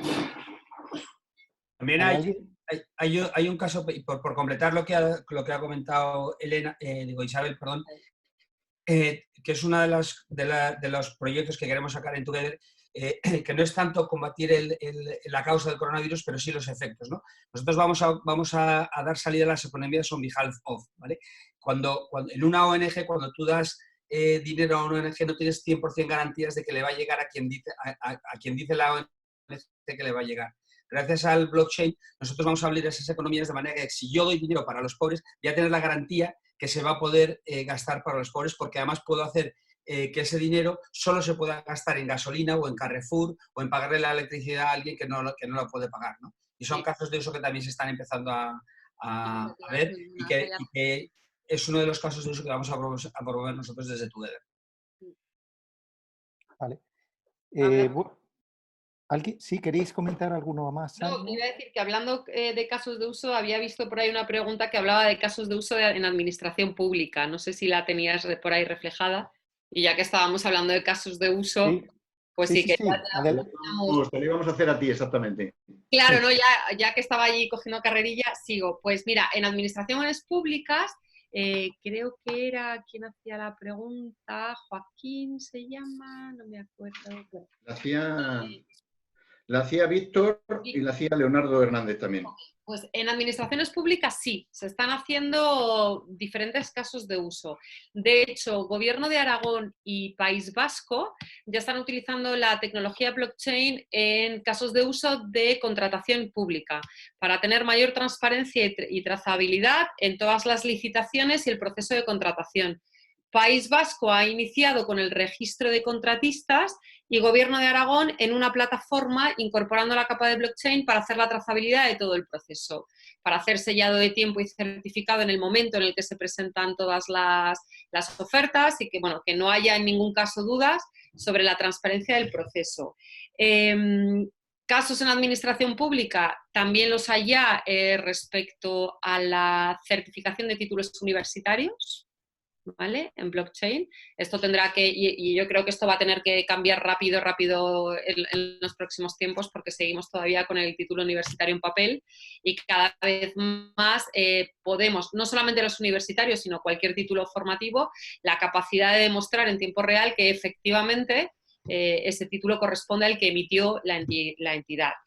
Os contaba el caso de banca que nosotros estábamos haciendo y ahí está implicada la administración pública porque la estamos trabajando con entidades que tienen delegadas la gestión tributaria, el cobro de impuestos.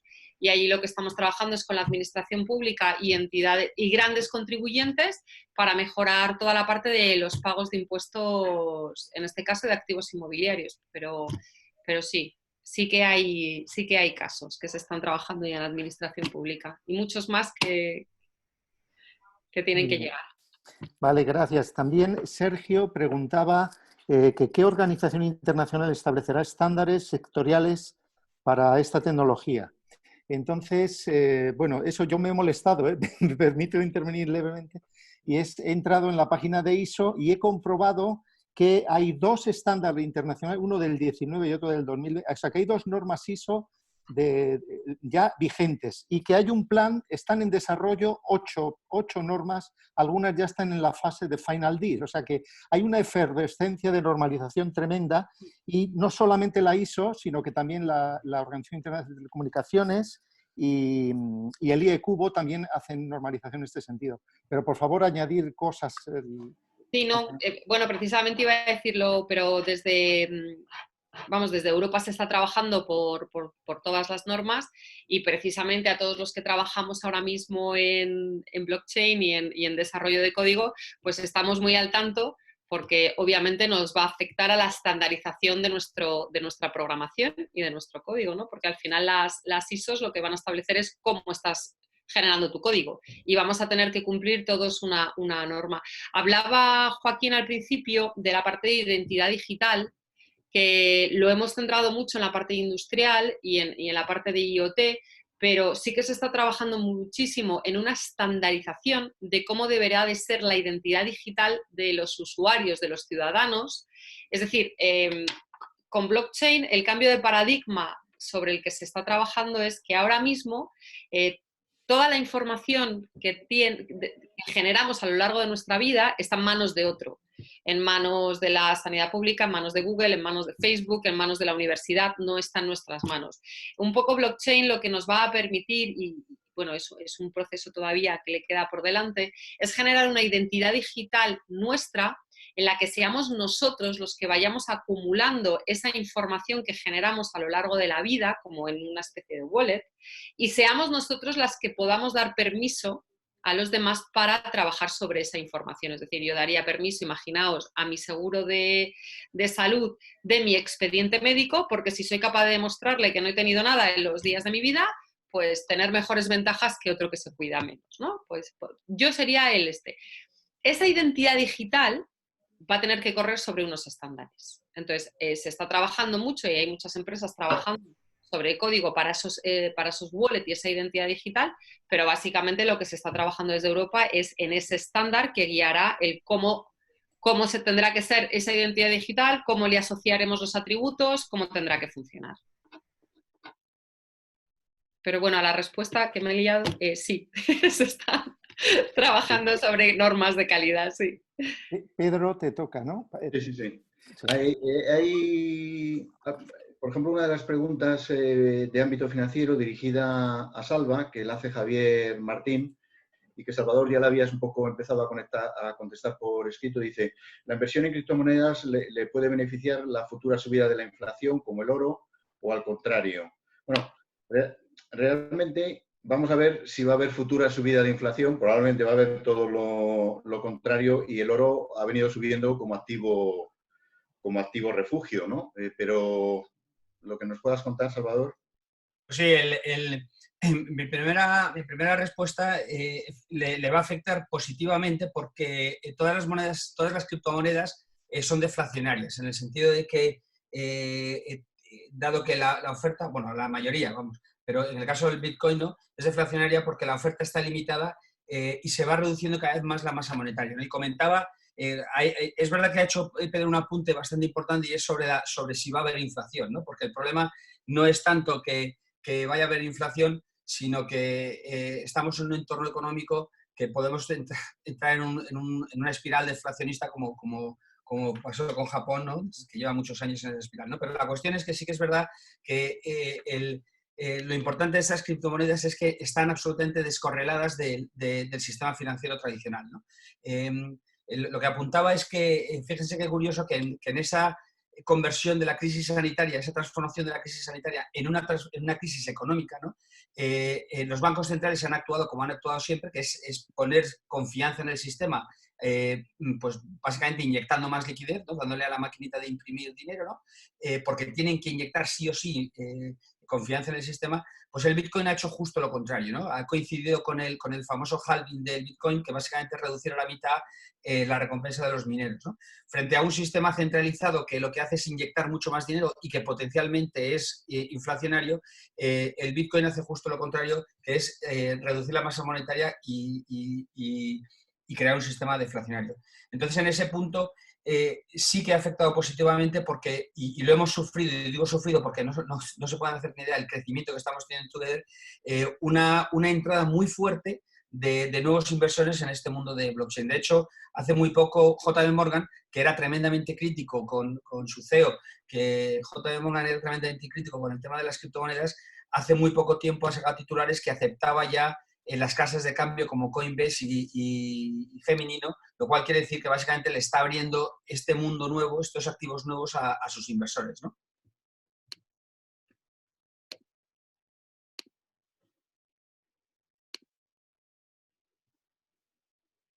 Bien. Bueno, pues sigo yo preguntando.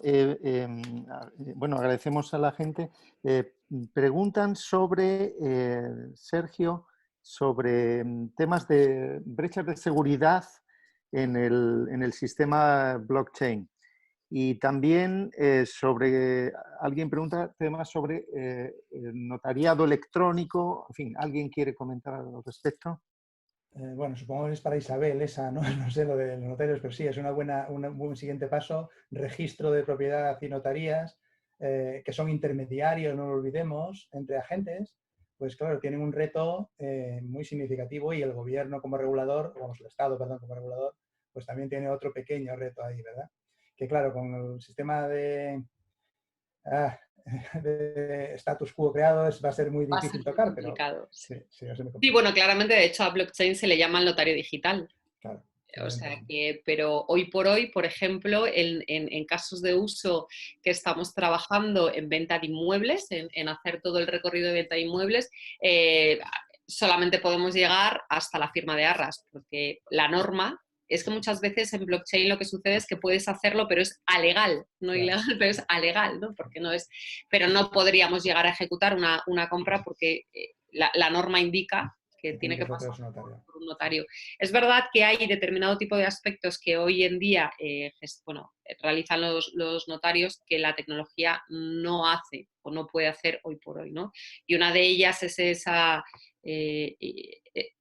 detección de las capacidades de la persona que tienes delante para ejecutar lo que está haciendo, ¿no? Y bueno, detrás de un ordenador quizás no es tan sencillo ser capaces de evaluar o bueno, con el tiempo seremos capaces de hacerlo tecnológicamente con test o con biometría o con algo, pero hoy por hoy el tener la seguridad al 100% de las capacidades que tiene la persona para ejecutar lo que va a ejecutar no lo hace la tecnología y ahí los notarios son fundamentales. Pero en todo lo que es tecnológico para garantizar la inmutabilidad y dar fe de que algo está sucediendo, la tecnología lo puede hacer.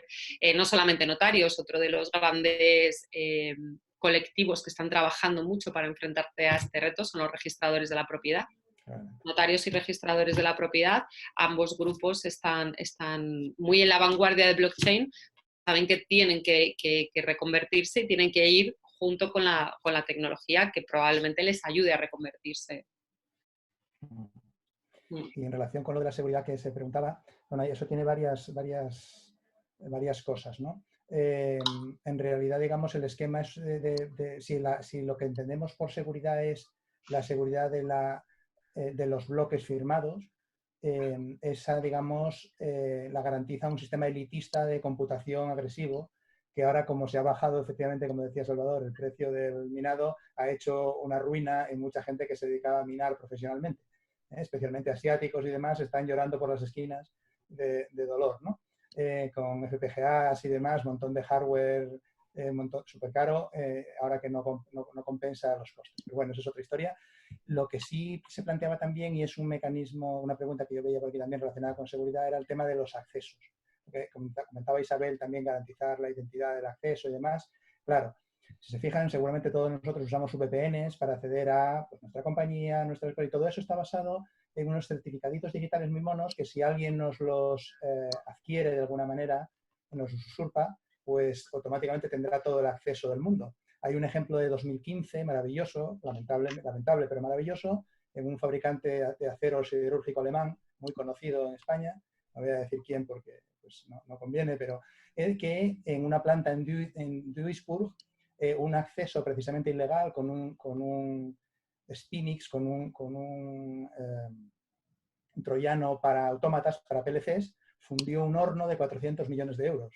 Con simplemente tan simple como decirle al autómata, en lugar del autómata lleva un regulador para decir cuándo corta gas o no en función de la consigna de temperatura, diciéndole, no, dale más gas, dale más gas, dale más gas, hasta que directamente hizo blup, fundió el horno. Entonces, bueno, pues ese tipo de cosas se hizo gracias a que alguien accedió a la VPN de un usuario a través de un correo falso, tuvo control de acceso de uno de los PCs de una de las oficinas, que tenía un VPN para entrar en la red de autómatas, y a partir de ahí ancha es Castilla. Entonces, ese tipo de cosas pueden pasar. Hay esfuerzos, como todo, para... Esto es siempre el burro y la zanahoria, ¿no? Es decir, uno pone barreras y los otros las saltan y eso es una competición tal cual.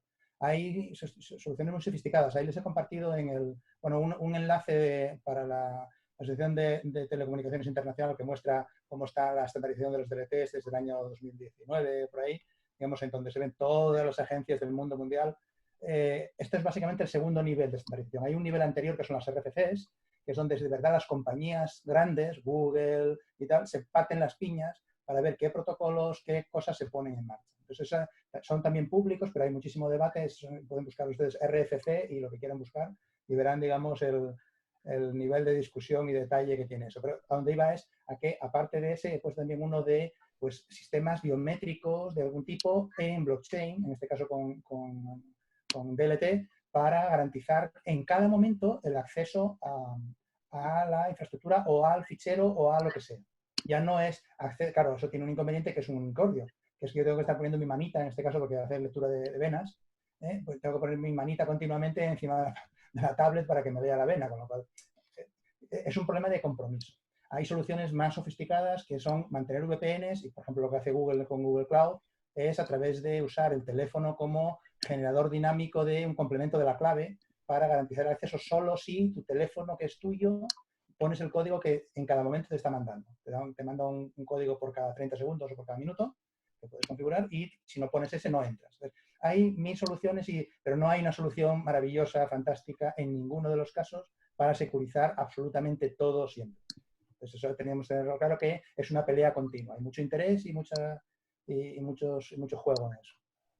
Es mi punto de vista. Esto, como todo, es opinión y puede tener razón, puede ser compartida o no. Eso, sientan ustedes libres de interpretarla como vean. Hay una pregunta también de temas jurídicos, que a lo mejor ya él podrías contestarla, que era de Jesús Terol, que preguntaba cómo se interpreta el código informático incrustado en el Smart Contract. O si puedes contar, por ejemplo, un poquito más de lo que habéis hecho con los Smart Contracts. Tienes en mute. Tienes mute. Ya. Sí, ya, ¿no? Sí. Esta es una pregunta muy buena porque justamente uno de los puntos fundamentales es cómo el mundo jurídico interpreta las transacciones que se hacen pues en blockchain.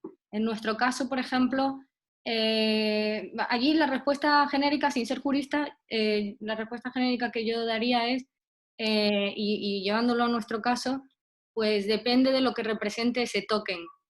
En el caso nuestro, en el que se emite un token, por ejemplo, que representa un derecho de crédito, la transacción, el smart contract lo que dice es, en el caso que he puesto antes, 420.000 euros, 420 tokens, el smart contract lo que dice es registra en blockchain la emisión de 420 tokens y si yo le transmito 20 de estos tokens a Pedro, registra en blockchain que estos tokens han pasado de esta dirección en blockchain a esta otra dirección en blockchain. Eso es lo que queda registrado. Entonces, en el contrato que se firma originalmente de préstamo, dice es que la transacción del token significa una cesión de los derechos de crédito. Con lo cual, esa es la representación jurídica que tiene. Y en función de lo que en cada caso, cómo se use, represente ese token, pues esa será la representación jurídica que se podrá argumentar ante un juez y en algún momento hay algún litigio. Entiendo, sin ser jurista, quiero decir, esto nosotros cada movimiento que hacemos lo hacemos con el despacho de abogados, mirando cada paso, y me encantaría que pudieran haber contestado ellos a esta pregunta, ¿no? Pero mi visión respecto a esta pregunta es esa. Salvador, ¿algo que añadir desde el punto de vista de un banco no banco? Bueno, la verdad es que yo no soy jurista tampoco, sé que los abogados están empezando a bucear en toda esta tecnología, la están mirando con cautela, porque una de las banderas, ¿no?, que esgrimen todo este movimiento libertario, todo este movimiento descentralizador, es precisamente que esa regulación, ¿no?, o ese enforcement de la ley, ¿no?, está grabado en código, ¿vale? Que no hace falta tener supervisores, reguladores, jueces, juristas, porque está grabado en código, ¿no? Un código que es transparente y que se ejecuta tal y como está escrito, ¿no? Pero sí que es verdad que empieza, esto genera mucho debate, ¿no? Y sí sé que hay muchos abogados que se están metiendo en este mundo, pues evidentemente para ponerle el punto de ley y de razón que tiene que tener esto, ¿no? Porque en un momento dado, si es código y si no funciona, pues se lavan las manos, ¿no? Como ha pasado en varias ocasiones, ¿no?, con códigos erróneos. Muy bien. Ya que estabas hablando, Salvador, otra para ti, pero bueno, para todos también en general. Hay como 3 preguntas que están relacionadas. Había una, me parece que era de Juan, que decía, teniendo tantas monedas, criptomonedas, ¿no?, diferentes, ¿eso no supone un problema? Alejandro también preguntaba, ¿se pagan sueldos en criptomonedas? ¿Los estados lo fiscalizan? Pues contestando a todas, si me permitís, y luego completáis, sí se están pagando sueldos y hay compañías que están pagando sueldos en criptomoneda, ¿no? Nosotros, por ejemplo, en Together, no el sueldo, pero sí que vamos a pagar el bonus de los empleados en nuestra propia moneda, el 2GT, por la razón de que hemos volcado todo el modelo de negocio en el propio valor del token, ¿no? Con lo cual, si yo a mis empleados y a mí mismo cobramos en 2GT, pues evidentemente mi interés es que ese token tenga el mayor valor, ¿no? Con lo cual, básicamente es una forma de embeber mi interés en el propio valor del token, ¿no? Y luego el tema de que existiendo muchas monedas pues complique la gestión financiera, pues diría que no, porque cada uno al final va a escoger la moneda que le convenga en cada momento, ¿no? Yo, la visión que tengo, la visión que tenemos en Together, es que vamos a un sistema localizado, ¿no? Y sistema localizado que se va a gestionar cada uno con su propio sistema de incentivos, o incluso diría que con su propia moneda, ¿no? Como si el ejemplo que os he puesto del Alcobendas Coin o del Mercadona Coin, cada uno tendrá el token que necesite en cada momento. Desde el momento en que lo gestiona la máquina, la tecnología, ¿no? Pues bien tu ordenador o bien tu ¿cómo se llama?, el móvil o bien el iPad, no tienes lío, porque esta gestión está automatizada, es automática y optimizada, de manera que no tienes que tú hacer una gestión como harías si tienes euros en moneditas o dólares en moneditas o libras en moneditas, ¿no? Entonces no va a complicar la existencia de muchas monedas. Al revés, lo que va a permitir, como decía antes, es crear un nuevo sistema económico, absolutamente necesario en la situación actual. Muy bien, yo creo que ya estamos llegando al final, ¿verdad, Pedro? Más o menos creo que se han contestado a la inmensa mayoría. Hay una última. Quedaban algunas preguntas todavía, me parece. Pues adelante, adelante. Por ejemplo, algunas nuevas que han aparecido. Había una del comienzo del todo. Se nos ha olvidado contestar a la de cómo funciona el tema de la minería en blockchain. ¿Alguien que se anime a explicar esto, aunque es, en fin, que lo intente hacer breve? Bueno, sí, digamos que, a ver si lo sé explicar razonablemente bien. Al final lo que hay que resolver son una serie de problemas complejos que requieren un volumen de computación muy intenso y donde, digamos, se puede compartir el esfuerzo. Digamos que la gracia aquí está en que se puede minar en conjunto, en familia. De modo que yo puedo utilizar mis computadoras junto con las computadoras de Ángel y las computadoras de Isabel, y entre todos podemos llevar a cabo el minado, y cuando consigamos ganar una de esas competiciones, la recompensa nos viene a nosotros y ya está automatizado el programa que divide, el código que divide, en función de la intensidad de computación que hemos empleado, digamos, la recompensa entre todos nosotros. ¿De acuerdo? Entonces, todo ese código es público. Uno puede descargárselo, código fuente, digamos, porque el problema no está en el programa, sino en que la resolución del problema matemático es el que es, con parámetros en cada momento distintos basados en el tiempo, es el que, digamos, se genera, y por tanto ese es el que hay que resolver. Y el que tiene un tiempo de una competición para ganar. ¿De acuerdo? Entonces, es verdad que al final, digamos, que en un colectivo, digamos que uno lo que hace es, se incluye determinadas familias, y esas familias acaban minando y ganando, y bueno, pues tú has contribuido en uno partido por 100, en uno partido por 1000, en uno partido por lo que sea, y se recibes esa recompensa. ¿De acuerdo? Entonces yo digo, el código es público, si alguien tiene interés yo puedo proporcionarle, digamos, ejemplos para todos los sistemas operativos, Macintosh, Windows, aunque es verdad que esa tecnología se ha especializado mucho en hardware, y ahora o tienes una arquitectura paralela de FPGAs o estás muerto, no computas nada. Y en España eso es muy duro porque el coste de la energía eléctrica es muy alto. Entonces eso hay que irse a Bangladesh o a otros países, digo, no quería ofender a nadie, a entornos, digamos, donde el coste energético sea más bajo, y por tanto sea, en el esquema actual sea competitivo hacerlo. No sé si he ayudado a responder o no, espero que sí.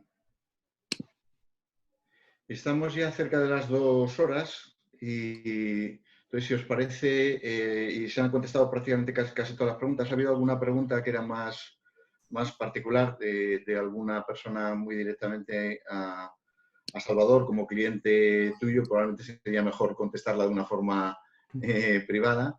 Pues si os parece, damos por terminado el acto y agradecemos a los ponentes la participación y a todos los asistentes, al Instituto, a Víctor, a Carlos, el habernos permitido hacer este evento que, como habéis visto, pues hemos barrido un poco todos los posibles usos que se pueden hacer con el blockchain. Quiero enviar un aplauso a todos los ponentes. A vosotros, gracias. al Instituto, gracias. Muchas gracias. Espero que haya sido de interés de todos. Muchísimas gracias, a todos, sí. Cuando queráis, muchas gracias. Hasta la próxima. ¿Cuál es, Víctor, la próxima que tenemos del comité? No tengo fecha todavía, lo veremos el lunes, pero teletrabajo, el tema es teletrabajo. Ok, os esperamos. Gracias. Gracias. Gracias. Gracias.